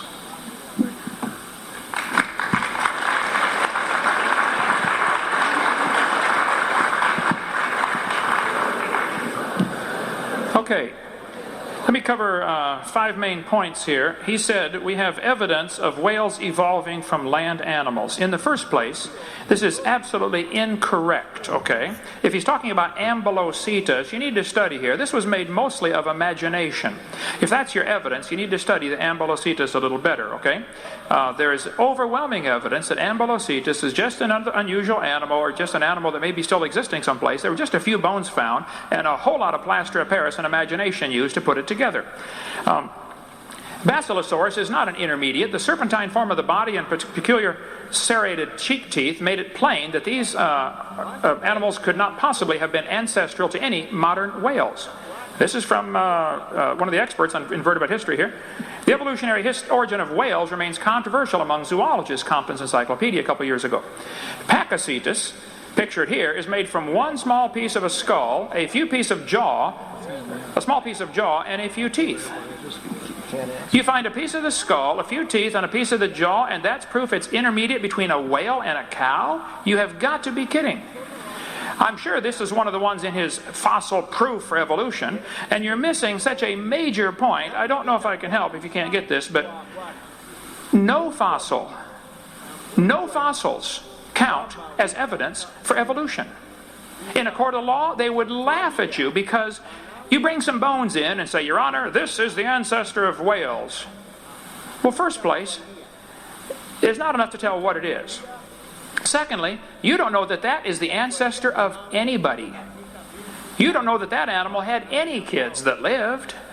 It is absolutely impossible to use any fossils at all as evidence for evolution. And anybody that's telling you fossils are evidence for evolution, you talk about voodoo science, that is it, folks, okay? We know these bones produce something other than their kind. Even though no animal today can do this, these bones were able to do it. That's absolute voodoo science. That's a good word. I got to use that one from now on. I appreciate that, okay? And if we could rewind the tape, we would hear you said many times, well, probably it happened. We're here, so that proves we're here, so that proves evolution. Man, you talk about voodoo science and absolute insanity and logic. We're here, I agree. That doesn't offer any support for the evolution theory. Yes, I agree we're here. I happen to like being here, okay? And then you said something I think the average audience may miss if you're not careful here. He said, well, it's so complicated. And the implication that I get, because I get this all the time, I've done many debates at universities, and I've never had a class in debate. I don't understand how the rules are, and I don't know all about all this timekeeping stuff. All I know is, I think the evidence is overwhelmingly obvious. There must have been a designer, okay? And I'm here to defend the biblical view of creation as the only logical scientific choice. And I'm here to tell people I resent everybody's tax dollars going to pay for this voodoo science of evolution to be taught in this university and other universities around the world. Beer is often sold at football games, but beer has absolutely nothing to do with football, okay? Beer does not become athletic by association. And just because evolution is mixed into a science book, that does not make evolution part of science. It's just mixed in the book, and I'm sorry about that. Okay, I'm trying to fix it. But he said it's so complicated, we don't want to confuse the people, or something to that effect. I don't remember the exact quote here. To me, what that's trying to imply is, they're smart, you're too dumb to understand, and anybody that doesn't believe in evolution is simply dumb. And if you just would study this for 100 hours like I have, then you'd believe like I do. And since you don't believe like I do, you haven't studied enough, and you're dumb. That's the implication I'm getting. Is anybody else getting that from this tonight? Okay. Now, we do exist. We are here. I agree. And that is your evidence for evolution? You got to be kidding. All of the evidence of evolution from whales, first place, no fossils count. None. Think about it. No fossils can possibly count for evidence. And the fossils they find are little fragments here and there, and they are putting their imagination and interpretation on those fossils. Look, when you find a bunch of... There is no such thing as a fossil record. How they teach that blows my mind. They say, well, in the fossil record... I say, well, what fossil record? There is no fossil record. There are a bunch of bones in the dirt. There's a bunch of bones in the dirt. I agree. I happen to have a huge fossil collection myself. But those bones don't have dates on them. They don't come with a little tag saying this one evolved into this one. All you do is put your preconceived evolutionary imagination idea on top of these fossils that are found. See, the creationists and the evolutionists are both looking at the same evidence. We both see the fossils. I see that as an example of death. They see that as an example of, wow, that's how we got ahead. All these animals died. Isn't that wonderful? No, that's proof there was a big flood, because fossils just don't normally form except under special conditions, and billions of fossils are found. To me, that's evidence of the Bible. I see it that way. Thank you. The first question will be posed to the evolutionist side. The question is the Big Bang Theory a reasonable scientific theory? Please explain. You'll have 7 minutes. Mr. Hovind will have 3 minutes to rebuttal, and then we will go on to completely independent question. Is the Big Bang Theory a reasonable scientific theory? Please explain. Thank you. Is that to us? So they're asking us. Yeah, I'll answer it. Go for it. Yes, I will answer the issue for the team. Yes, the Big Bang Theory is viable, but it's one of two theories about the existence of the universe. One of which was a constant energy universe. It said that basically simply exists, and energy is somehow generated within itself inside. There is no scientific evidence to show that particular theory of the universe has ever been proven or shown any evidence to show. The Big Bang Theory does have a piece of evidence that Wilson and Kanzio from Bell Labs got a Nobel Prize for discovering the fact that there was radiation throughout the entire universe that is in all particular directions believed to be the remnants of the explosion of the energy in the birth of the universe. And their antennas would basically, they could point, no matter how they pointed the antennas in any direction, they discovered that the intensity of radiation in that particular direction was the same, which was essentially a proof of a piece of data that showed that there may have been something that made the Big Bang theory. So that we have that. The scientific evidence right now is that the Big Bang theory is the best knowledge that we have. It is believed. There are some very strange things about it. It starts essentially with there was a void. Now the void is, it wasn't a hole or a box with nothing in it. It basically didn't even have space. It was nothing. And somehow a black hole the size of an atom became unstable and exploded. And it filled essentially into an area the size of an atom, 10 to the 6 more mass than we currently have in the existing universe. I find having something that packed together and how close we are here, and if we believe in the conservation of mass principles and things of this nature, all things have to be conserved. And the conservation has to exist either in the beginning, in the middle, and at the end. And as such, we are here and know today the information and the knowledge had to have existed at the beginning of the creation of the universe. Now you can place anything that you wish about how this happened or who happened or how it happened or where it come from. I don't know how a God could come outside of our universe, because there's nothing outside of our universe. It's a void. There's nothing. You can't go outside of our universe. But we do know that the 10 to the billion years ago, that from the beginning of 10 billion years ago, we have the universe essentially to its time to date, the cooling of energy and the formation of stars and the formation of materials and eventually forming planets. And 4 to 6 billion years ago, we had a crust around this particular planet, and eventually some chemicals got together, and we had life. And the rest is here, and we're here, and I believe that, and I believe that it's so, and all of the absolute details, and there are many details, are probably less important to me than the fact that it did begin, and it does exist, and that we're here today. I'm not fighting with religion. I'm a Christian. I have no conflict with Christian beliefs, my Christian beliefs, and with the scientific methods that I also believe in as well. So I don't see anything that's contradictory to this. Luther, you're more. Am I on? Okay. You're more of an expert at this than I am, so I was just going to ask you to elaborate a little bit of the possibility of getting some corroborative evidence of something like the Big Bang through the view of the Hubble back into time. Is that something that might provide corroborative evidence for that? Yes. The scientific record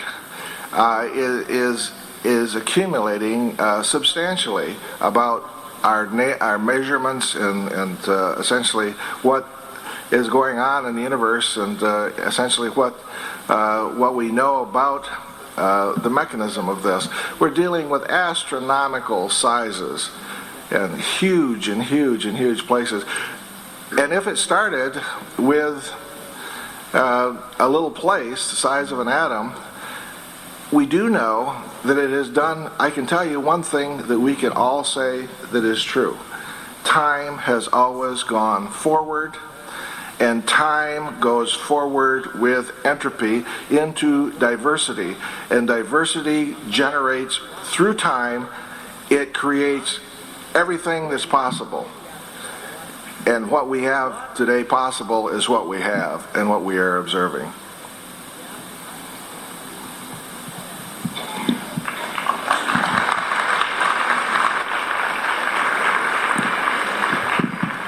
Dr. Hovind, you will now have 3 minutes to rebuttal that statement, and then I will ask you a completely independent question. Thank you. Okay. Humanists regard the universe as self-existing and not created based on the Big Bang theory. Textbooks say 18 or 20 billion years ago, there was all the matter in the universe, which would be a lot of stuff. And by the way, the word universe means a single spoken sentence. Universe, single spoken sentence. God said. When he said that nothing can exist outside the universe, this is about like two computers talking to each other. Does man exist? Nothing exists outside the computer. We're it. Duh. Okay. All the matter in the universe was concentrated in one very dense, very hot region that may have been much smaller than a period on this page. I think that's what we just heard a moment ago, okay? This textbook says, after many billions of years, all the matter and energy will once again be packed into a small area. This area will be no larger than the period at the end of this sentence. Then another Big Bang will occur. It happens every 80 to 100 billion years. Save the planet. We're going to get squished, folks, okay? This guy said, nothing really means nothing. That's brilliant, okay? Not only matter and energy would disappear, but also space and time. However, physicists theorize that from the state of nothingness, the universe began in a gigantic explosion. I believe that's what I just heard in the last few minutes, okay? This whole Big Bang idea started with a guy named Edward George Latimer, who said the thing that exploded was a few light years in diameter. Well, at the least, that's about 12 trillion miles, okay? Then by 1965, they said, well, it was only 275 million miles. 1972, I think it was Scientific American said, no, the thing that exploded, the Big Bang, came from something only 71 million miles in diameter. Later they said, oh no, it's only 54,000 miles. 1983, they said the thing that exploded was a trillionth the diameter of a proton. Now that's tiny, okay? And now they're saying nothing exploded. Here's Discover Magazine 2 years ago. Where did everything come from? The universe burst into something from absolutely nothing. Zero. Nada. As it got bigger, it became filled with even more stuff that came from absolutely nowhere. How is that possible? Ask Alan Guth. His theory will explain everything. Well, what does Alan Guth say? In Scientific American, Alan Guth says, the observable universe could have evolved from an infinitesimal region. That's a dot. He said it's then tempting to go one step further and speculate that the entire universe evolved from literally nothing. Folks, why would a sentence like this be found in Scientific American? There's nothing scientific about that state. It exhibits incredible faith. But the textbooks teach this dot was spinning. It spun faster and faster. Finally, it exploded. The Big Bang. There are so many problems with the Big Bang. Simple physical science problems. What exploded? Where did the matter come from? Where did the energy come from? Where did the organization come from? Where did the information come from? The story he gave was so good, I got to replay the tape and hear this, 4.6 billion years ago, the planet developed a rocky crust. The chemicals got together, blah, blah, blah. Here we are. Exactly what I said earlier. That's what the theory teaches. Now, if he wants to believe that, that's fine. I don't care what you believe. But don't call that science. And don't make me pay to teach that to the rest of these kids in this university. These kids came here to learn some science, not a fairy tale like that. Thank you.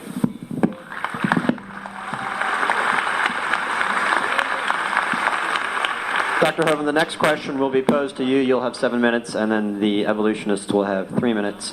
The question's more of an open-end one. Please prove, disprove, or generally talk about carbon dating and how it relates to evolution.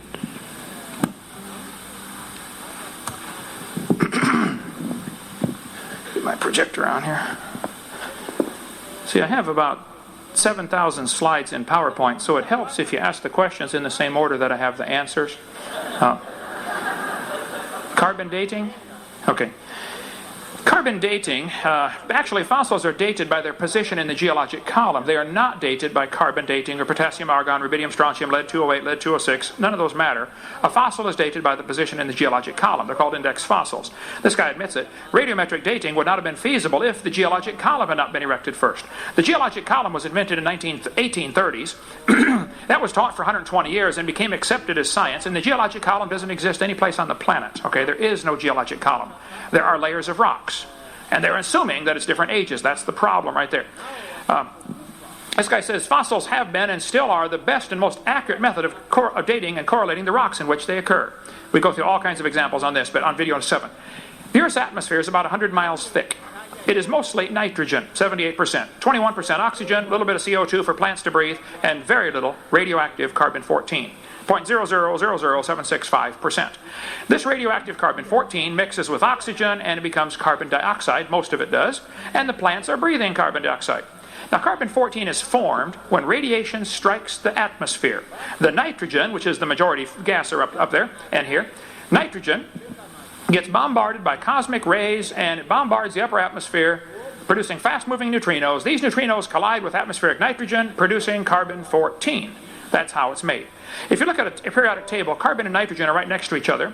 Nitrogen is normally an atomic weight of 14, and carbon is an atomic weight of 12. But if the nitrogen gets blasted with these neutrinos, it turns into carbon-14, which is a rare, very rare, and radioactive element. It is radioactive just like uranium or any other radioactive element, and you can hear it as it decays or breaks apart and throws off all the little particles into space around it. Now, carbon-14 is being produced by the sun, or by the neutrinos, by the high-speed radiation. Doesn't matter. It breaks back down to nitrogen. About half of it breaks down every 5,730 years. Okay, this is estimated to be the half-life. Obviously, nobody watched it for 5,700 years. But during photosynthesis, plants are breathing in CO2. And so the animals eat the plants and make it part of their body. So you and I probably have carbon-14 in us because at some time in your life, you have either eaten plants or you've eaten animals that have eaten plants. That's about all there is, okay? So these plants are absorbing things out of the atmosphere. They're absorbing the carbon-14. It becomes part of their tissue. It is assumed the ratio of C14 to normal C12 in the atmosphere would be the same ratio found in living plants and animals. If the atmosphere is 0.0000765%, it is assumed plants and animals have the same percentage. That has never been demonstrated, but as a reasonable assumption, okay? When the plant or animal dies, it stops taking in new C14, so in theory you can tell how long it's been dead by measuring how much C14 is left. This entire process was invented by Willard Libby, Nobel Prize winner for inventing carbon dating, University of Chicago in 1947 to 53. He worked on this, moved to Stanford University. Carbon-14 continues to decay after the animal dies. If half of it's gone, you would assume it's been dead 5,700 years. It can't get any more, obviously, so it's going to go out of balance. Carbon dating is actually a comparison of the carbon-14 in the object with the carbon-14 in the atmosphere. It's a ratio, okay? If it's 0.0000765, it is still alive.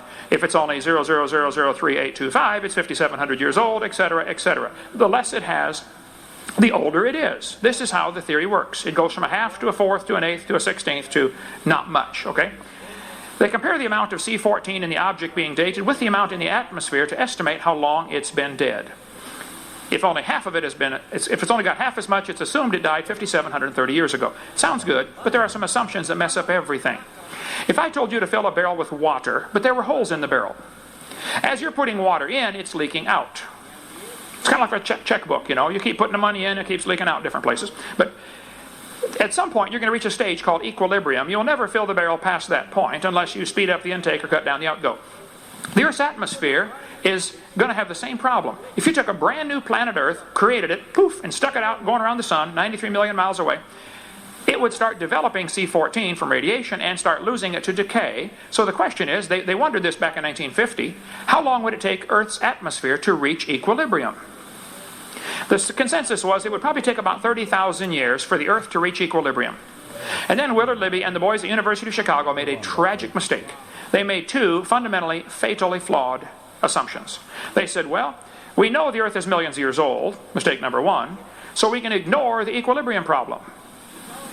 They ignored it. The problem is radiocarbon is still forming 28 to 37% faster than it's decaying, with carbon-14 as proof the Earth is less than 30,000 years old. Or else it would all be stabilized by now. It would be stable in the atmosphere, and it's not, okay? We could talk all day about that. But basically, if an animal is still alive, it should give you about 16 clicks on your Geiger counter. If it's only giving you 8, you're going to say it's 5,700 years old. If it's only giving you 4, it's 11,000 years old, etc., etc. This is how carbon dating is done. I won't have time to cover all of the evidences I have, but I'll just give you a few examples of how it simply doesn't work. Because one good experiment is worth a pound of theory any day.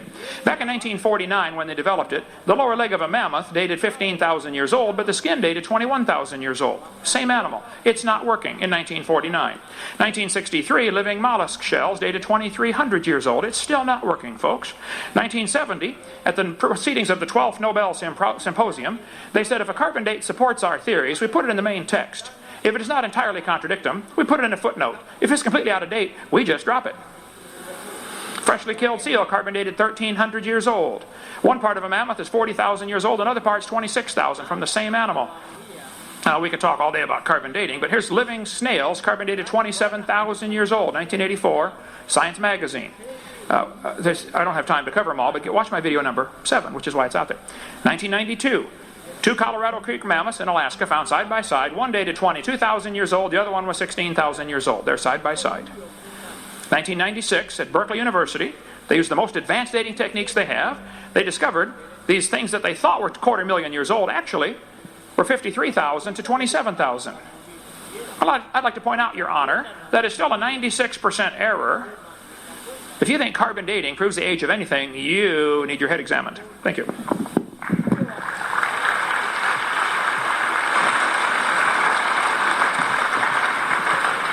I'd like a show of hands of how many understood that.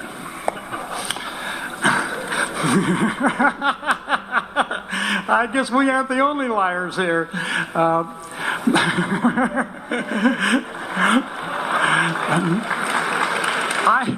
I have a pamphlet here written by the Institute for Creation Research on radioactive isotopes. I'm quoting a sentence of the conclusion. They're doing investigation on radioactive isotopes. The thing is called a rate, and it says, "We would appreciate your involvement in this effort. The most important contribution you can make is through prayer. We recognize this is a monumental task, and we need you to pray that we have wisdom as we work. Science would never pray for success." I wanted to find out why the evolutionists and the creationists disagreed on this carbon dating thing so much, so I went to one of the most famous creationists that I know. Henry Morris is the past president of the Institute for Creation Research. In his pamphlet, the Institute for Creation Research Society, in March 1982, page 226, he explains why only carbon dating that shows a short time is effective. I quote, "When God squeezed energy into atoms, he squeezed and held the atoms so tightly that there was no unstable elements and therefore no radioactivity. At the fall of Adam and Eve, he relaxed his grip slightly, which affected every atom. It allowed some to become unstable, that is, radioactive. It's all because of Adam and Eve's sin that we have unstable radioactivity. Isn't that right?" Want to add anything to this? We don't need that any more time. We're done. Okay. Let me go ahead and pose the next question to you. I'd like to give you guys an open-ended one too, for fairness sake. Let me just read the question to you verbatim, and then please talk on this topic. The question says, "In evolution, there appears to be no real purpose to life. What hope do you have to offer me to even bother to continue to live?" So I guess... No, what? How do you say? For the sake of open-endedness, please, I guess we're talking about morality, purpose, anything along those lines. Well, let me point out one thing, that this is sort of confusing terms. There may not be a purpose ostensibly defined for the universe as a whole or for society as a whole even. But that doesn't mean that an individual could not set up a purpose for him or herself. I'm going to live first. Then I decide what's worthwhile for me to strive for in my life. If I simply subject myself to the mass and say, because they don't have a purpose, I'm going to kill myself, there's something demented. I think I need counseling at that point for all practical purposes here.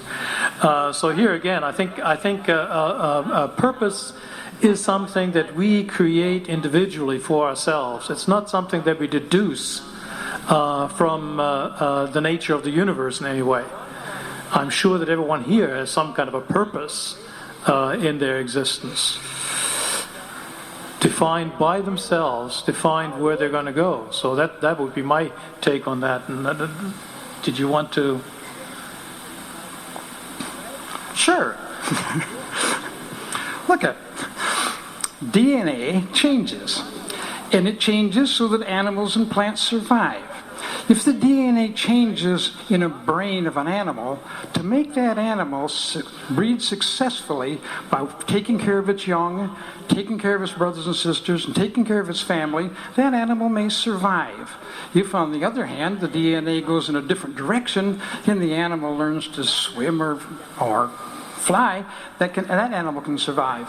Certain animals have more emotions than others. We can measure the emotions in dogs. Anybody here own a dog that doesn't have any emotions? My two dogs have all kinds of emotions. I can tell when they're guilty, and I can tell, when they're happy, and I can tell when they're sad. And it's good for them. They have the DNA in their brains that gave them the ability to be pack animals. And they survive because of it. Now, some animals, like cats, and how many cat owners in there know that cats aren't pack animals? They don't care if you're home or not. Dog owners know the dogs can't wait for you to get home. The cats survive because of the way they evolved. Human beings survive because of the way we evolved too. So it's important to us to take care of our children, it's important for us to make sure that our families survive. It's important for us to get mad once in a while. It's important for us to love. Those things have to be able to come out of us because we've got the right chemicals in our body to do that. If we didn't have those chemicals, we couldn't do it.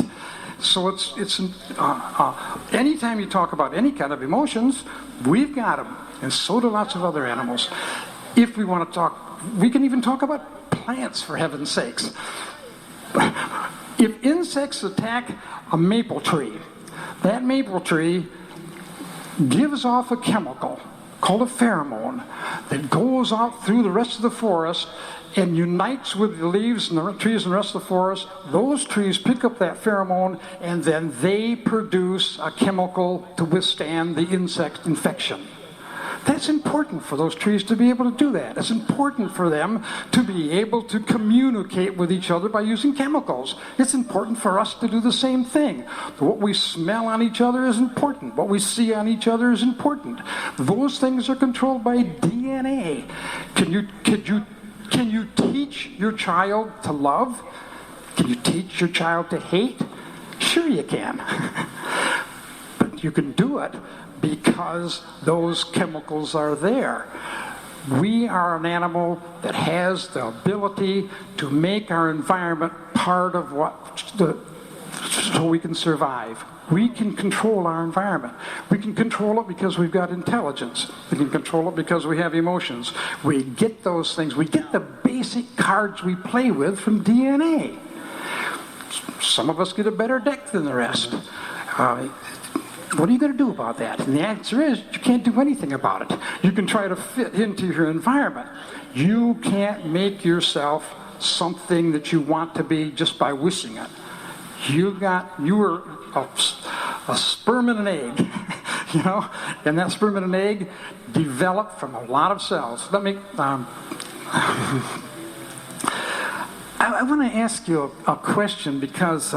Another question, because I hear this a lot, and people are saying, well, how do you know about that evolution? You weren't there. How do you know that those things are really happening? You weren't there. Well, my question to you is, were you there when you were conceived? Do you remember that? Can you prove that you were conceived if you weren't there? Well, some of you are saying, well, that's a silly question. Well, of course it's a silly question. And it's a silly question because we can look back in the past. we can trace back what happens to animals to make them behave a certain way. We can trace back to certain animals to make them, to show what kind of characteristics they have. If you were to take a little chunk of skin right there from me and look at that hair follicle, then you were to take a bird and take his wing and take that little follicle out right there, that's a feather follicle. Of course, if you took it from his leg, it would be a scale follicle. If you took a little chunk from a fish, you'd get another scale follicle. So there's scale follicles, feather follicles, and hair follicles. When we look at the DNA in those follicles, they're almost exactly alike. And then when we look at the DNA that produces the proteins that makes hair, scales, and feathers, it's almost exactly like. We can show relationships. That's important. Evolution wouldn't mean anything if we couldn't show relationships.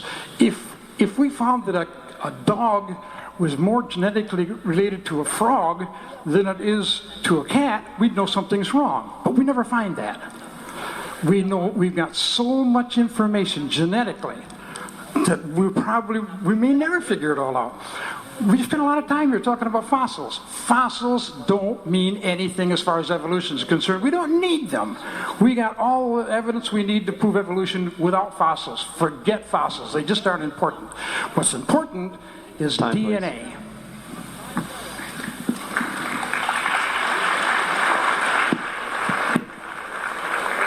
All right. The question was, what's the purpose of life? Okay.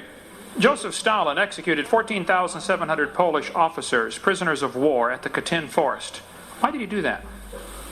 How do you execute prisoners of war? Adolf Hitler executed at least 6 million Jews, plus millions of others. Why would a person kill Jews? Well, Hitler thought they were an inferior species that hadn't evolved as far. He was actually trying to speed up the evolution process. 1975 to 79, the Khmer Rouge, under the leadership of Pol Pot, executed more than 1/3 of their entire population. Check out the killing fields. Why did they do that? Why were the Australian Aborigines treated like they were animals? Why were Australian Aboriginal skulls dug up out of graves, or people were executed and their skulls were boiled down and they're sold to museums in America to have displays for evolution because they have a bigger jaw than other humans do? Kip Kinkle said, "If there was a God, he wouldn't let me feel the way I do. There is no God, only hate." Well, on May 21st, 1998, 15-year-old Kip Kinkle, a student at Thurston High School in Oregon, entered the cafeteria, fired more than 50 rounds from a semi-automatic rifle. 26 students were injured, 2 were killed.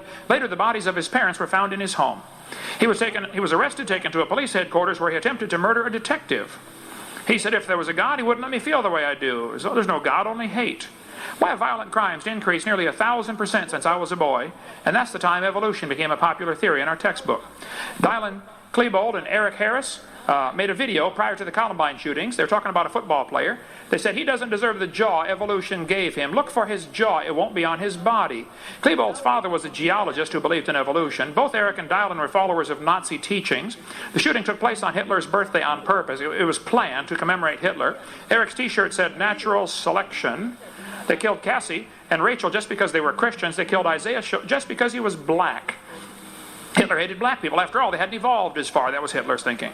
The clothes may give a clue to the thinking of these teenagers. It said natural selection. Yes. What about this natural selection? Well, natural selection selects. It doesn't create a thing. It selects. That's all it can do. It's not a creation process. We go into that some other time. So my answer to the question is there a purpose to life? Absolutely, there certainly is. God created this universe with a plan. He created man with a purpose.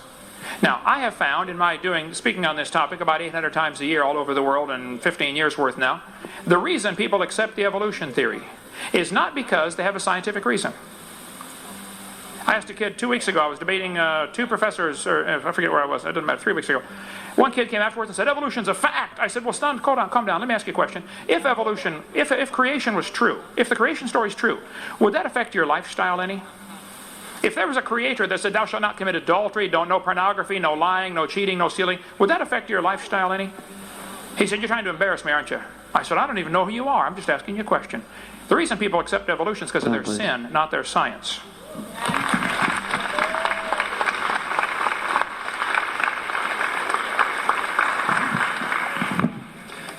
Dr. Hovind, this question is going to you first. You've mentioned the second law of thermodynamics to prove that God must have provided the initial energy or the initial something in the universe. Have you considered that some of the laws of nature only work in certain situations? For example, Newtonian physics breaks down towards the speed of light. So does the second law of thermodynamics really prove that God created the universe? There are several ways to define the second law of thermodynamics. There's all kinds. Let me try to get.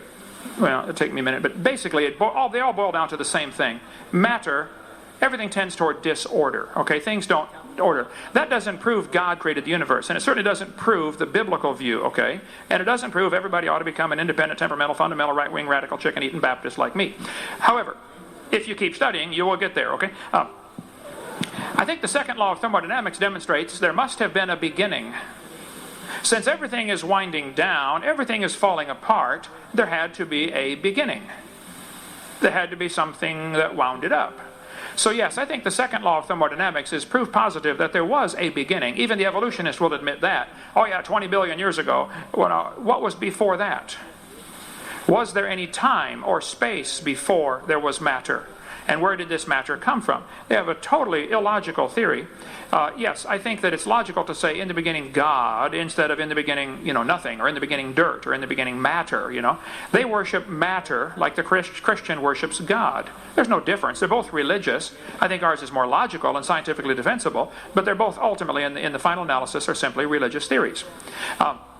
So, the second law of thermodynamics, which is, as far as anybody knows, universally believed, as far as Newton's laws breaking down as you approach the speed of light, there's a lot of theories about that. There's also theories, there's an article in Discover magazine last year, April of 2003, that says Einstein was simply wrong, folks, okay? There's a large article in there. The speed of light is not a constant. So I don't think it's correct to say that we know for sure that these laws break down as we approach the speed of light. It may be true. I don't know. I don't think anybody knows would be my point. I cover quite a bit about the speed of light and evidences of it in the last 10 years, proofs actually, scientific experiments that say the speed of light is not a constant. I'll get you some of those here. If I can get... Oh, no. Sorry about that. See, I told you about asking the questions in the right order, didn't I? Remember that? Be a lot faster. The second law of thermodynamics says everything's falling apart. There's lots of stars out there. I mean, like billions and billions of stars. We don't have a clue how any one of them could form by chance. And yet, obviously, they're here. So, the second law of thermodynamics, the Christian would predict that God created a universe, and we'll see things falling apart. The universe is winding down, okay? It's not getting better. And stars are blowing up. It's called a nova or a supernova if it's a big one. So yeah, we're losing things, and eventually the universe will experience what's called a heat death. Everything will be uniformly cold. And right now they look out in space and see this 3 degree Kelvin, minus 270 centigrade or minus 450 2.7, whatever it is, Fahrenheit. It's a universal temperature out there. It seems to be the same everywhere. And it seems to be this background noise, this radiation. Okay, that appears to be true. What does it prove? Oh, that proves the Big Bang. Oh, it doesn't prove the Big Bang. It doesn't prove the Big Bang at all. Nobody's for sure what's causing that. We are seeing stars appear to be drifting away, like the red shift, okay? There's not much question there's a red shift. The assumption is that maybe it's caused by the Doppler effect, but actually nobody knows what's causing the red shift. Even if it's true that it is stars drifting away or moving away, that would still beg the question of where did the energy come from to propel this thing? Where did the star itself come from? And I don't think we can prove positively that the red shift is proof of either great distances or that the universe that stars are moving away. They give the same thing with parallel motion or perpendicular motion to your line of sight. This guy said there was an early sign that red shifts indicate distance of galaxies. For quasars, however, the diagram shows a wide scatter in apparent brightness at every redshift. In fact, there is little correlation of brightness to redshift at all. Either quasars come in an extremely wide range of intrinsic luminosities, as most people believe, or their redshifts do not indicate distance. Sky and Telescope magazine 10 years ago. Thus, for us, the only conclusion can be drawn is that at least some quasars are relatively nearby, and a large fraction of their redshift is due to something other than expansion of the universe. Some people think redshift is for the Doppler effect from stars leaving. Maybe so. If it is, that's still an example of the second law. We see things get old, they die, they fall apart, and if their philosophy of life is you're only here to pass on your genes, that's the only reason you exist, eat, drink, and be merry, tomorrow we die, that's a pretty pessimistic worldview. I think there's a much better view than that. You were created in God's image. with a purpose. It's true everything's falling apart. The heavens wax old. I'm getting old. Everything's falling apart. My car's falling apart. Everything falls apart. How did it get wound up? Where did the initial organization, energy, and intelligence come from? Information is consistently being lost. Every time your DNA replicates, the little pieces break off, and it's like split ends on a hair, and eventually you can only replicate it so many times, and it quits replicating, and you die. If we are a copy off of a copy, off of a copy, off of a copy, off of a copy, off of a copy, off of a copy, off of a copy of Adam, it's amazing we can even stand here and talk about it, okay? The information must have been incredible in the original because it's been degrading ever since. That's the second law of thermodynamics. Everything is degrading. This building is degrading. If you don't have people constantly maintain this building, it will fall apart. The entire highway system in America will fall completely apart if we don't keep maintaining it. Every building on this planet will fall down into a pile of rubble if somebody doesn't keep fixing it. And even then, if they try desperately to keep fixing it, at some point it's still going to fall down. It's inevitable. That's the second law. So if you think that evolution can overcome that second law, I would like to understand how, okay? The second law tells us everything's falling apart, therefore, obviously, there must have been a beginning.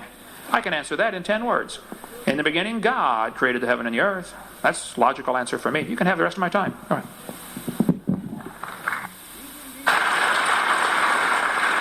Are we supposed to rebut this? Can you do that? I'll try.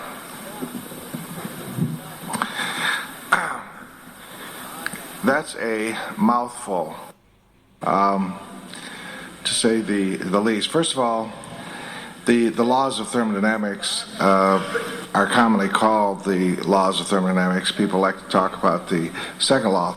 Albert Einstein has said that the laws of thermodynamics are the only laws that will stand and never be overthrown forever.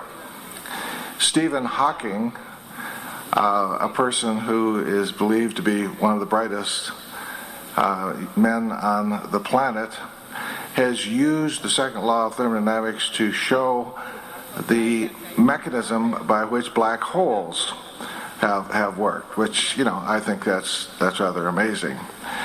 The opponent is saying truly diversity is a measure of the second law of thermodynamics, but let's don't badmouth it too muchly, because as the universe, as it exists, as we know it, it's the only one that can exist for us to exist to follow these particular principles. So therefore, I'm very reluctant to say this is something that we want to have to ask God to overthrow that.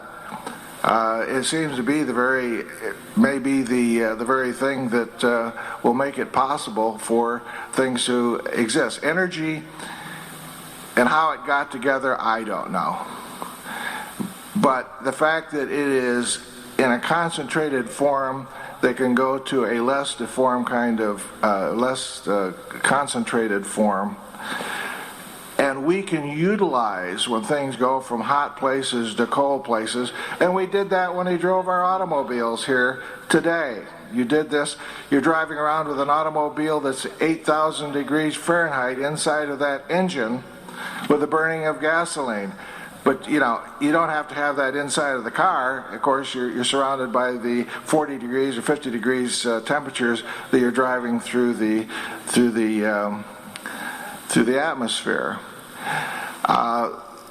The laws of thermodynamics are much misunderstood.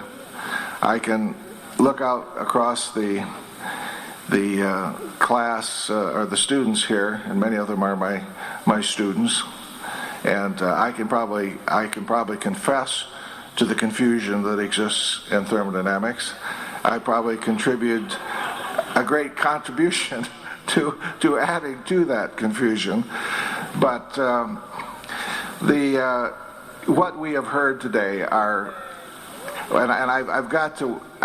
I like to use colorful language, so I'm very careful, and I'm told I can't do that here, but I'm going to have to leave it with this, that I'm certainly glad I don't have to step in something. Thank you. This question will be posed to your table. Evolutionary theory predicts that mankind will continue to evolve. How long, in your estimation, will it take for a distinct new species of humans to emerge? In other words, how long will it take for there to be two or more incompatible species of humans? And let me add something to that. Where do you foresee this going, the evolution of humans? I can tell you one thing, we'll never have a war because there's been a disagreement on science. What we will have is people advancing because we've learned how to live with each other. If we don't do that, we're not going to advance at all. We have certain things that are going to take place with every species. If we go back and look how species have evolved over time, we can see that almost everything that's ever lived on this planet is extinct. Evolution is a really inefficient situation. Well, as a matter of fact, the intelligent designer is about as inefficient as you can get. Do you know how many kids die every year because they choke to death? Our throat and our windpipe are so close together. I mean, whoever designed that? So, wait a minute. Engineering student could do better than that. Just think how many people in this audience probably got all kinds of hang-ups because we've got a system that gets rid of our waste material right into a system that we reproduce with. I mean, you know, there's all kinds of animals that got better reproductive systems than that. They don't, you know, the intelligent designer designed a snail that has his anus right above his mouth. Come on, who did that? We can explain those things by looking at evolution. You can't explain those things by looking at a designer. The designer did a terrible job on the eye. People have eye problems because the nerves in the cornea the nerves in the retina are in the wrong place. And it happened that way because that was the only thing evolution had to work with. There's all kinds of problems with design in the world. There's all kinds of problems with evolution. And what happens is we try to correct them. Now, what's going to happen to us in the future? It'll depend on us. I mean, I like the question because what it involves is ecology, it involves environment, it involves saving the planet, it involves, what it involves is understanding evolution. You know, one of these textbooks, I think it's this one, it says in here, do not worry about the future because God is going to kill all of us. Soon, you know, they say almost word for word. What they said in here is, do not give your life for evolution do not give your life for environment because the environment will be destroyed by the Lord, you know. Well, if you believe that, then I guess you don't need to worry about the ecology. I guess you don't need to worry about the environment. But I don't believe that. And I think that we should worry about the environment. I think we should worry about the future of our kids. I think we should worry about what's going on. And I think we should understand evolution so that we can stay healthy when we're doing it. We need to understand our immune systems. We need to understand that bacteria change on a moment's notice. We need to understand that highly formed animals can't change quickly. And we're a highly formed animal. We evolve really slowly. Bacteria evolve very rapidly. Insects can evolve certain things in just a matter of a few months. We evolve slowly. We need to understand what's going on with our DNA. We need to understand what's going on with the DNA of every plant and animal that lives on this planet. That's how we survive. And if we don't do that, we may not survive. It's that simple, actually. We need to use our brains. We cannot be in the situation where we say, here's a book that's got all the answers in it. We don't need to know anything new. When my father talked to me when I was a boy, and he said, when you read a book, be sure to look in the back of it and see if there's a good bibliography. If there's not a good bibliography in there, it may be that the things in that book aren't true. And then he handed me a Bible. And I looked for the bibliography, and there wasn't one. That's all I got to say.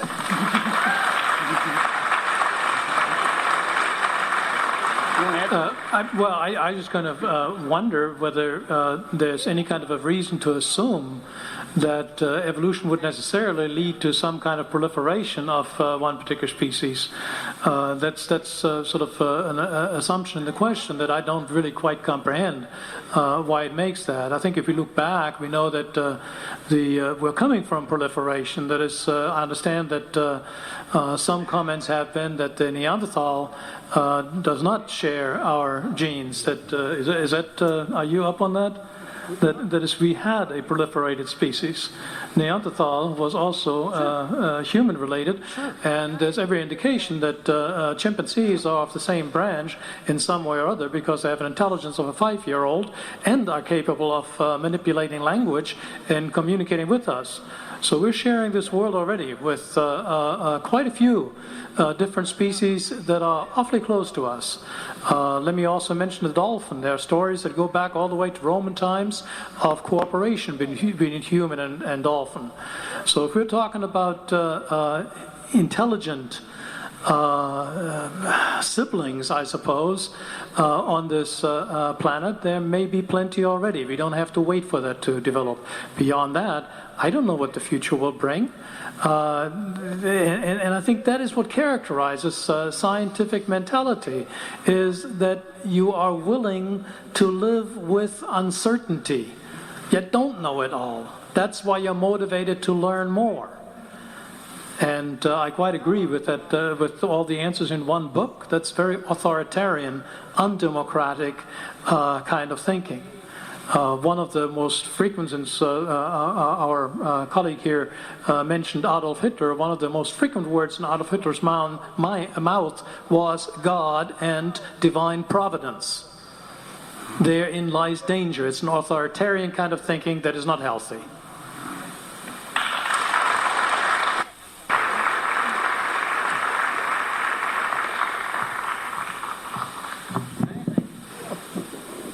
All right. That's interesting. I don't want to step in much of that either myself. How long will it take for us to evolve into a new species? Nothing ever evolves into any new species. Well, I hate to use the word species. So nothing ever evolves into a new kind. Nobody's ever observed anything change to a different kind. Bacteria are still bacteria. If they become resistant to a drug, it's because they lost the locking mechanism on the ribosome, so the antibiotic can't lock on. It's no different than somebody handcuffing everybody, hauling them off to jail to kill them, but you don't have any arms, so they can't handcuff you, so you survive. Wow, beneficial mutation. Well, it might be for the moment, but it's not any new information. Bacteria don't evolve into something else. They lose information. They're resistant to a particular drug for a short time, but then you put them back in the population of regular bacteria, and they're inferior. The bacteria are still bacteria, for heaven's sake. That's not an example of evolution. Okay, we're going to evolve how to get along. People choke because of poor design. How many of you happen to like the design of your esophagus and your trachea? I use mine. I've been using it for years. Okay, it works fine. Okay. The purpose of life is to save the planet and to understand evolution. Let's get more government funding so we can teach more of this stuff.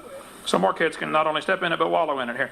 He said the eye is a poor design. Well, now let's see about that. Charles Darwin said, to suppose that the eye could have been formed by natural selection seems, I freely confess, absurd. Okay, and yet he goes on for 4 pages after that and tells how he thinks it happened. The retina of your eye is about 1 square inch. It has 137 million light-sensitive cells wired to the brain. I've done a huge amount of electrical wiring in my lifetime. I cannot imagine hooking up 137 million connections in 1 square inch. My Heavenly Father did it, and it works pretty good. It worked till a couple years ago. I had to get these dumb things, okay? Because that's an example of second law of thermodynamics, by the way, decay. Now, I debated an atheist in Ed Buckner in New York. He said the eye is poorly designed, like I believe I just heard a few moments ago. It's a poor design. He said the retina is in front, the blood vessels are in front of the retina, so they block part of the light coming in.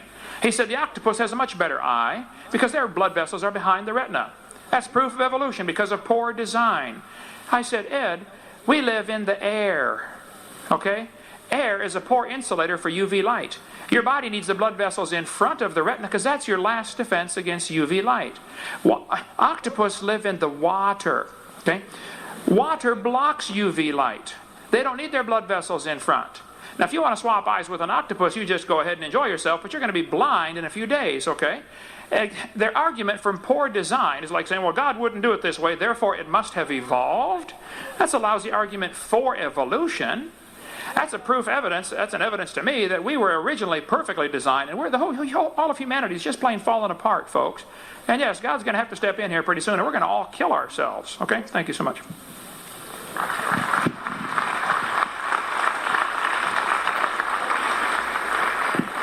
Professors Reisbig, Schleifer, and Strayer, in the interest of time, seeing that we have left time for a 10-minute closing statement for each side, let's go ahead and present those now. Would you please go ahead? Thank you. Okay, this is my closing, right? Yes. Okay, good. Well, this has been an interesting discussion that we've had. I wonder how we have all changed in our minds and thinking and knowledge of what we have talked about. We've talked about some good information. I've heard some bad information. I happen to believe in the scientific method. Without the scientific method, we have no defense of sinking into ignorance and despair. And to people who do not understand the things that have been accumulated for science, we are cursed to do ignorance and ignore and what I will repeat, voodoo science, that people will believe in crazy kinds of things, and we see those kind of things going on in people today. The one thing that we have is that we have knowledge, and we have a way of testing knowledge and putting to the test of a number of people, essentially to evaluate and agree in what is as correct as we possibly can. If we have nothing, then we are in despair, and we have nothing that we can possibly survive. I don't think that is true. I think the scientific method is a wonderful thing, and I think the discussion we've had today has proved that it is correct. When you die, the world is not going to change. The world will stop. Because your world is in your head all along. You have no direct contact with the world out there. You have no immediate knowledge of the world. The only knowledge you have is immediate knowledge through your senses. For that reason, you work with frameworks, trying to understand, theoretical frameworks, trying to understand what's going on out there. You're trying to make tenuous predictions about what you think the next event will be. And if the tenuous prediction doesn't work out, that you're going to overturn the hypothesis you worked on. Evolution is no different. It's a theoretical framework. As long as new information framework, we're going to keep working with it. When we have an overwhelming evidence that doesn't fit, then the scientific community will be just as comfortable overturning that and altering it to something different. And it's a fairly simple system. That's why it works. What we've been shown today is that we should throw that out, replace it with a spiritual being where we don't have any idea how it is interacting with the material world, and that material world, which we can't really understand either. And in that complicated system, we're supposed to work scientifically. I suppose the next time you go to the physician and you have some kind of a pain, it will be pointed out to you, it's probably some little rock that God forgot's there. Doesn't make any sense to me. And what I want to say to conclude here, at the beginning, Dr. Hovind offered a general ethical principle, and that is that we have an inheritance of sin. I find that abhorrent. I find that absolutely incredible to even believe that. Anybody who has seen a baby and has holding it in your arms, would you really believe that that is hellbound? That that has inherited sin? It's a most objectionable concept that is being carried around here in the name of religion. And for that reason, I also believe that we really do have a very clear-cut science, because evolution is self-correcting. It is accumulating data, that it's checking each other. It has the open scientific community exchanging ideas with each other, checking on each other, and not some kind of an authoritative system that is loaded down on us where we have no possibility of questioning. The one is democracy, the scientific community. The other is a form of authoritarianism that I find very objectionable.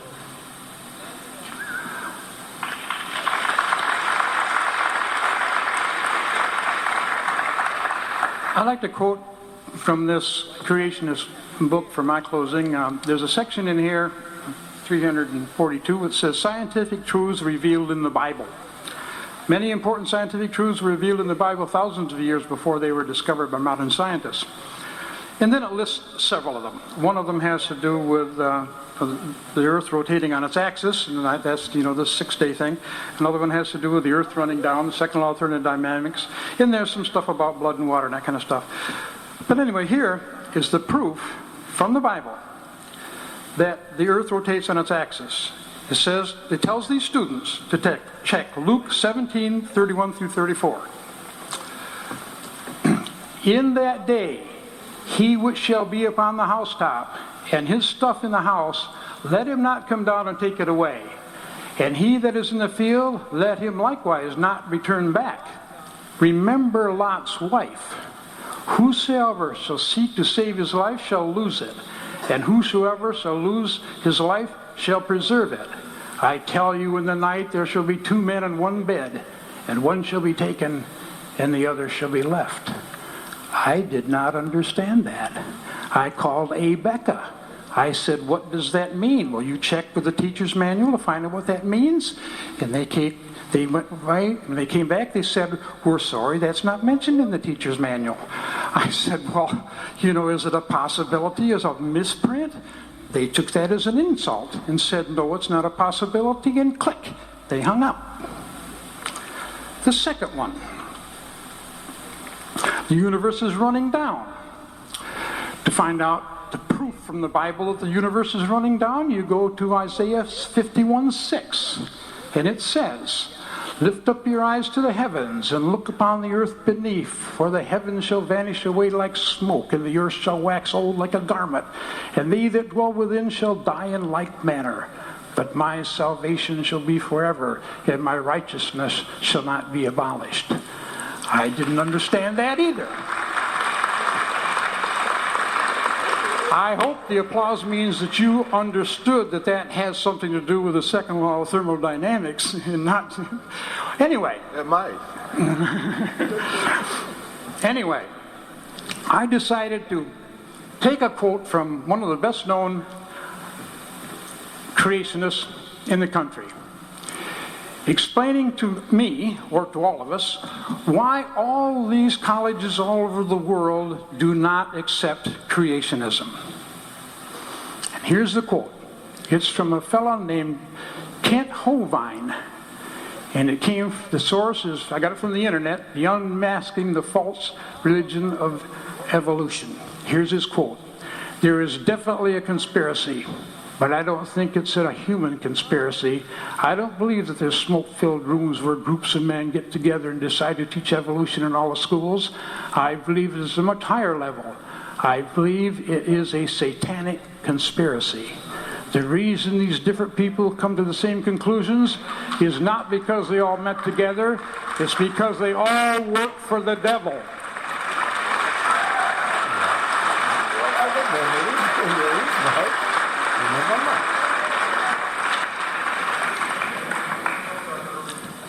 I think that was one of the most arrogant statements I've ever read in my life.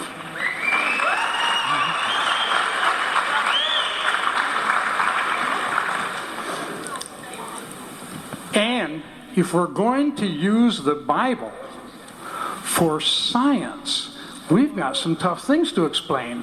What about the cockatrice? It's mentioned 4 times in the Bible. It's a chicken, a rooster, that lays poison eggs, that can fly and spits fire. What are we going to do about dragons being mentioned 17 times in the Bible?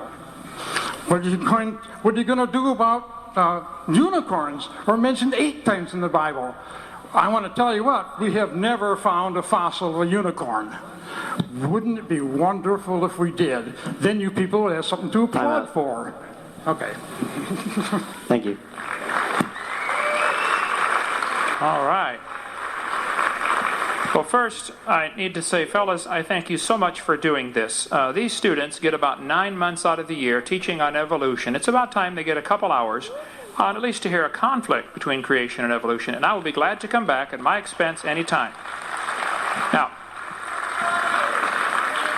people say, oh, creationists win the debates because they have, better visuals. Okay, I don't use any tax dollars to buy my visuals. You guys got unlimited funding to buy stuff. Here, get some better visuals. Don't blame me. People say, well, creationists win because they have a dumb audience. People are dumb if they believe in creation. That's the implication over and over. People believe because we need more money to teach evolution. That's why it's a lack of funding. That's why we're losing these debates. No, maybe you're losing the debates because you're wrong. And I'm right, okay? Several points were brought up, and I'll use a few of my minutes for this, and then I want to give a quick closing here. I'm in favor of the scientific method. You develop a theory, you gather facts to support your theory. If you can't find any facts, you throw the theory away. Evolution would have been thrown away a long time ago, except they don't have a replacement theory, other than maybe somebody designed it. Oh, they don't want that one. He mentioned he doesn't believe about inherent sin. Well, I happen to have had 3 kids and 2 grandkids, 1 more due any day. We didn't teach any of them to lie or cheat or steal, but they all just kind of did it automatically. How many of you notice the same thing with your kids when you're raising them, okay? Yes, I think it's quite obvious to anybody that's raised any kids, there is an inherent sin nature. If you think man is inherently good, you're living in la-la land, okay? Man is inherently bad, okay? And he needs a savior. You said you don't want an authoritative system that's very objectionable to you. That is my entire point. The reason people reject the creation story is because they don't want somebody telling them what to do. The Bible says in the last days scoffers would come that would be willingly ignorant of the creation and the flood. 2 Peter chapter 3, read it for yourself. They're willingly ignorant of the creation because that creation event tells us God created this place, which means He owns it, which means He makes the rules. They don't want to admit there was a flood because that flood indicates God has the authority to judge His creation. They just don't want to admit that. I cover this very thoroughly, by the way, on Seminar Part 2. You might want to watch that one. And they're right there out there. And by the way, my stuff's not copyrighted. You can get it, copy it, send back the originals, and get your money back. That's always been our policy. So yes, I can understand why the idea of an authoritarian Bible is objectionable to some people. Because that Bible says, thou shalt not do, quite a few things, okay? So, yeah, I understand. The Bible says the fool has said in his heart, there is no God. I think the evidence for a designer is so obvious all around us. If you're walking through the woods and you find a painting hanging on the tree and you see no footprints, you see no people, you still conclude there was a painter. If you're walking through the woods and you find a building and you see no footprints, you see no people, you still conclude there was a builder. When you see a watch, that's proof of a watchmaker. When you see a creation, that's proof of a creator, whether you ever meet him or not. There just had to be one. Now, who is it? Is it Allah or Buddha or Jehovah? Well, that's a different set of arguments, but the fact is, there must have been a designer, whoever he was. There had to be a designer. We can argue later about which one's right, okay? But there had to be. People object to that. You said, what does Luke mean? Luke was telling them that in that day, some will be in the field and some will be in bed. That's proof the world is round. It's dark on one side. That's evidence right there. So I can explain. I don't know why Becker couldn't explain it, but that's pretty obvious to me. Now, hang on, what happened here? Okay.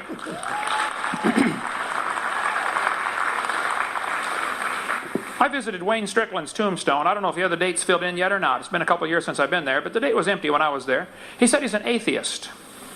The Bible says the fool has said in his heart there is no God. God does not believe in atheists. And I don't either, okay? You're going to die one of these days. I'm going to die. Now, fellas, I didn't drive all the way over here and leave my gorgeous wife because I like being gone, okay? I didn't come to win an argument. I came to win you over. Honestly, I would like to see you saved, going to heaven. Maybe you think you are, I don't know. But if you think God used evolution, you have the wrong God, okay?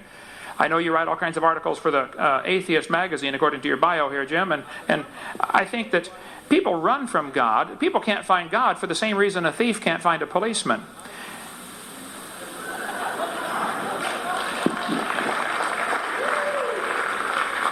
I sacrifice my time to travel and to do this because I'm concerned that people are actually dying and going to hell. I'm really concerned that that really happens. I believe the Bible teaches that. I believe that's literally true. I believe we were designed for a purpose. And God loves each of us. He hates our sin. The Bible says He's angry with the wicked every day. God hates our sin, but He loves us. And we are inherently sinful. And we're going to die. All of us are going to die. And you're going to be dead for a really, really long time. Okay? George Washington died 205 years ago, and he is still dead. I don't care how long you live, you're going to be dead longer than that, and you better think about that long and hard. You better be really positive you're right on this one. God made this world, He owns it, He makes the rules, and we are guilty of breaking His rules. So rather than admit we've broken His rules, people say, well, there is no God, we got it by evolution, which means, of course, there are no rules. If evolution is true, there are no rules. I asked the question at the beginning, I never got an answer. If evolution is true, how do we tell right from wrong? How do we tell right from wrong? God told us very clearly, thou shalt not bear false witness. Don't lie. We've all lied. Don't steal. We've stolen things. We broke His commandments, folks. We're guilty, period. Which means we're going to be punished. Or you got to find a substitute. And that's where Jesus comes in. The God that made this world also came down and said, look, you blew it, you're all sinners, you're all going to hell. However, I still love you and I still want to forgive you. I'll even die and take your place. You can't beat a deal like that. Now, Romans chapter 1 gives us a clear progression. And I would recommend every atheist or evolutionist or agnostic read Romans chapter 1 very carefully. Because that which may be known of God, he may be known, okay? You may know things about Him. You can learn about God. That which may be known is manifest in them, for God hath showed it unto them. You know there's a designer. Okay, I don't care about all your arguments. You know somebody made this place. The invisible things of Him from the creation of the world are clearly seen, being understood by the things that are made, even His eternal power and Godhead, so they are without excuse. Judgment Day, you're just flat, seriously in trouble. Okay? Because then when they knew God, they glorified Him not as God. Neither were thankful, but became vain in their imaginations, and their foolish heart was darkened. Professing themselves to be wise, they became fools, and changed the glory of the uncorruptible God into an image made like to corruptible man, and birds, and four-footed beasts, and creeping things. They worshiped the creation. That's what evolution's all about. Save the planet. Wherefore God gave them up to uncleanness through their own lust, to dishonor their own hearts and dishonor their own bodies between them. He changed the truth of God into a lie, and worshipped and served the creature more than the Creator. I mean, to them, the animals are more important. Look, I like animals. I take care of the animals we have around our place, and I think Christians take care of their things. But folks, this whole concept of nature is all there is. We got to save the planet.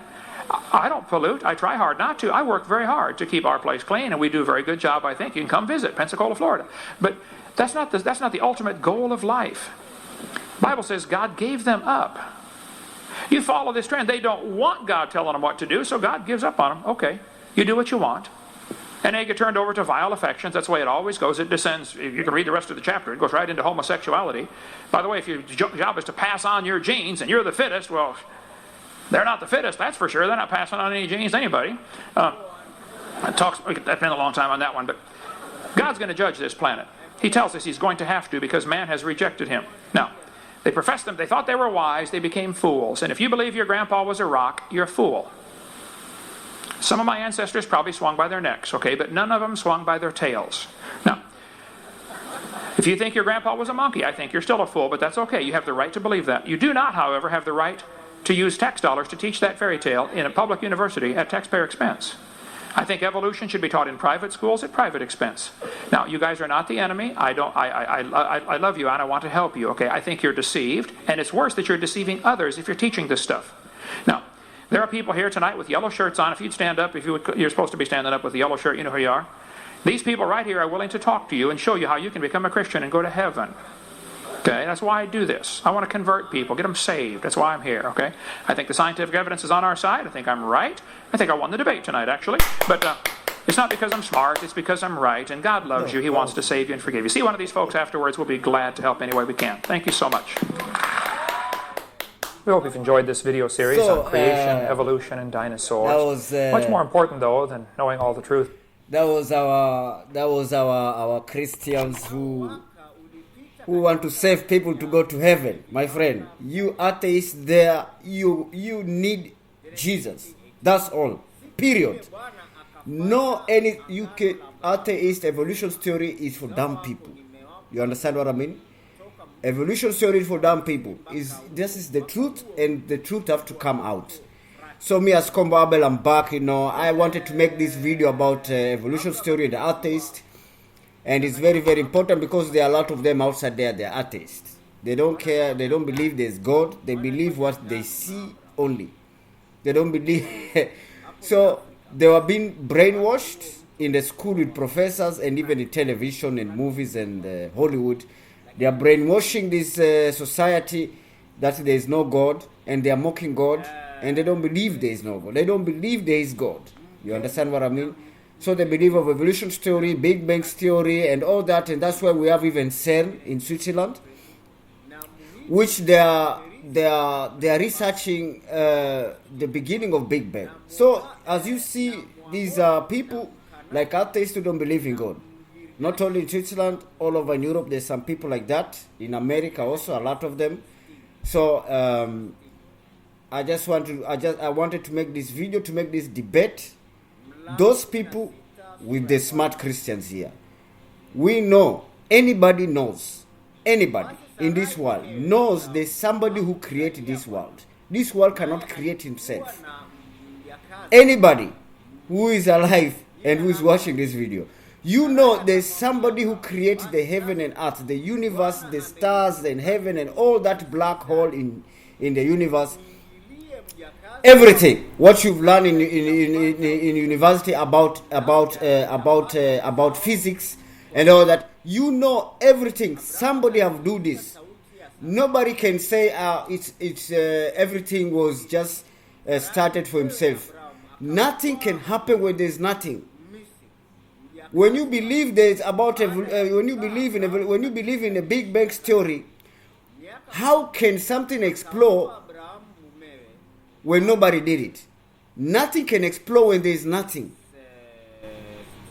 When there is an empty place, how can an empty place explode when there is no cause? It's supposed to be a cause that it can explode. That then it will become Big Bang theory. So I'm sorry, bro. I'm sorry, my brothers and sisters. This is nothing to do with hate. It's about the knowledge and to save you guys to go to Jesus Christ. Because, we are all sinners. I'm a sinner too. We are all sinners in this world. We steal, we lie, we do all these sinful things. We don't want to believe in God because of the commandments. When God said, don't steal, don't lie, don't this and all that, people don't believe in God. They don't want to believe in God because of God's commandments. That's why there are a lot of them, become atheists. You understand? So life is very short, my friend. Don't forget that. One day you're going to die. One day all human beings who are here, who are alive today, they know, every human being, you know in your mind that you will die one day. So you sit down and ask yourself who you are, because first you look in heaven and look in the world where you are born and ask yourself, you are here in the world and you are going out from the world one day. One day you're going to sleep in the grave. So now, do you believe that we all human beings we came from evolution story, from Big Bang story, or you believe there's a creator who created everything from heaven to this earth, from material to space? So from time, space and material, because the world is a material. Outside the world is space. That is time. I mean, the space. And time is where the time come from, where the space come from, and where material come from. You need to sit down and ask yourself, this is some serious things. This is not for dumb people. I mean, there's no dumb people. It's not just education thing. It's just for education. So, my friend, I'm Abel Kombo. I always send some very, very, very, to educate people with video. I send some, like Dr. Hofid. Ken Hofid is a evangelist science teacher. This guy here is a science teacher in America. And you know, this guy is very smart person, actually. You understand? He's a Christian and he's a science teacher, a creationist and creationist, a science creationist who teach science, but not evolution. Evolution is a religion. It's nothing to do with science. Evolution is a religion. They are lying to you to think that is science. Evolution is nothing to do with Big Bang. All this Big Bang theory is nothing to do with science. That is a religion. So I'm back again, Abel Kombo. I will come back with another video from Ken Hofid. We can learn a little bit. We can learn something from this guy here. So from this Christian here. So I thank you guys. I'm Kombo Abel. I'm back from Kenya to Switzerland, Filmerge. Back to the truth. The truth have to come out in the light. We have to bring the truth to the light. We have to bring the truth in the light. We have to bring the light to the darkness. That's the way it is. So Kombo Abel, I'm back. God bless you, everybody. Jesus love you too much. As in the book of John, John chapter 1 is written there. So see you guys. Kombo.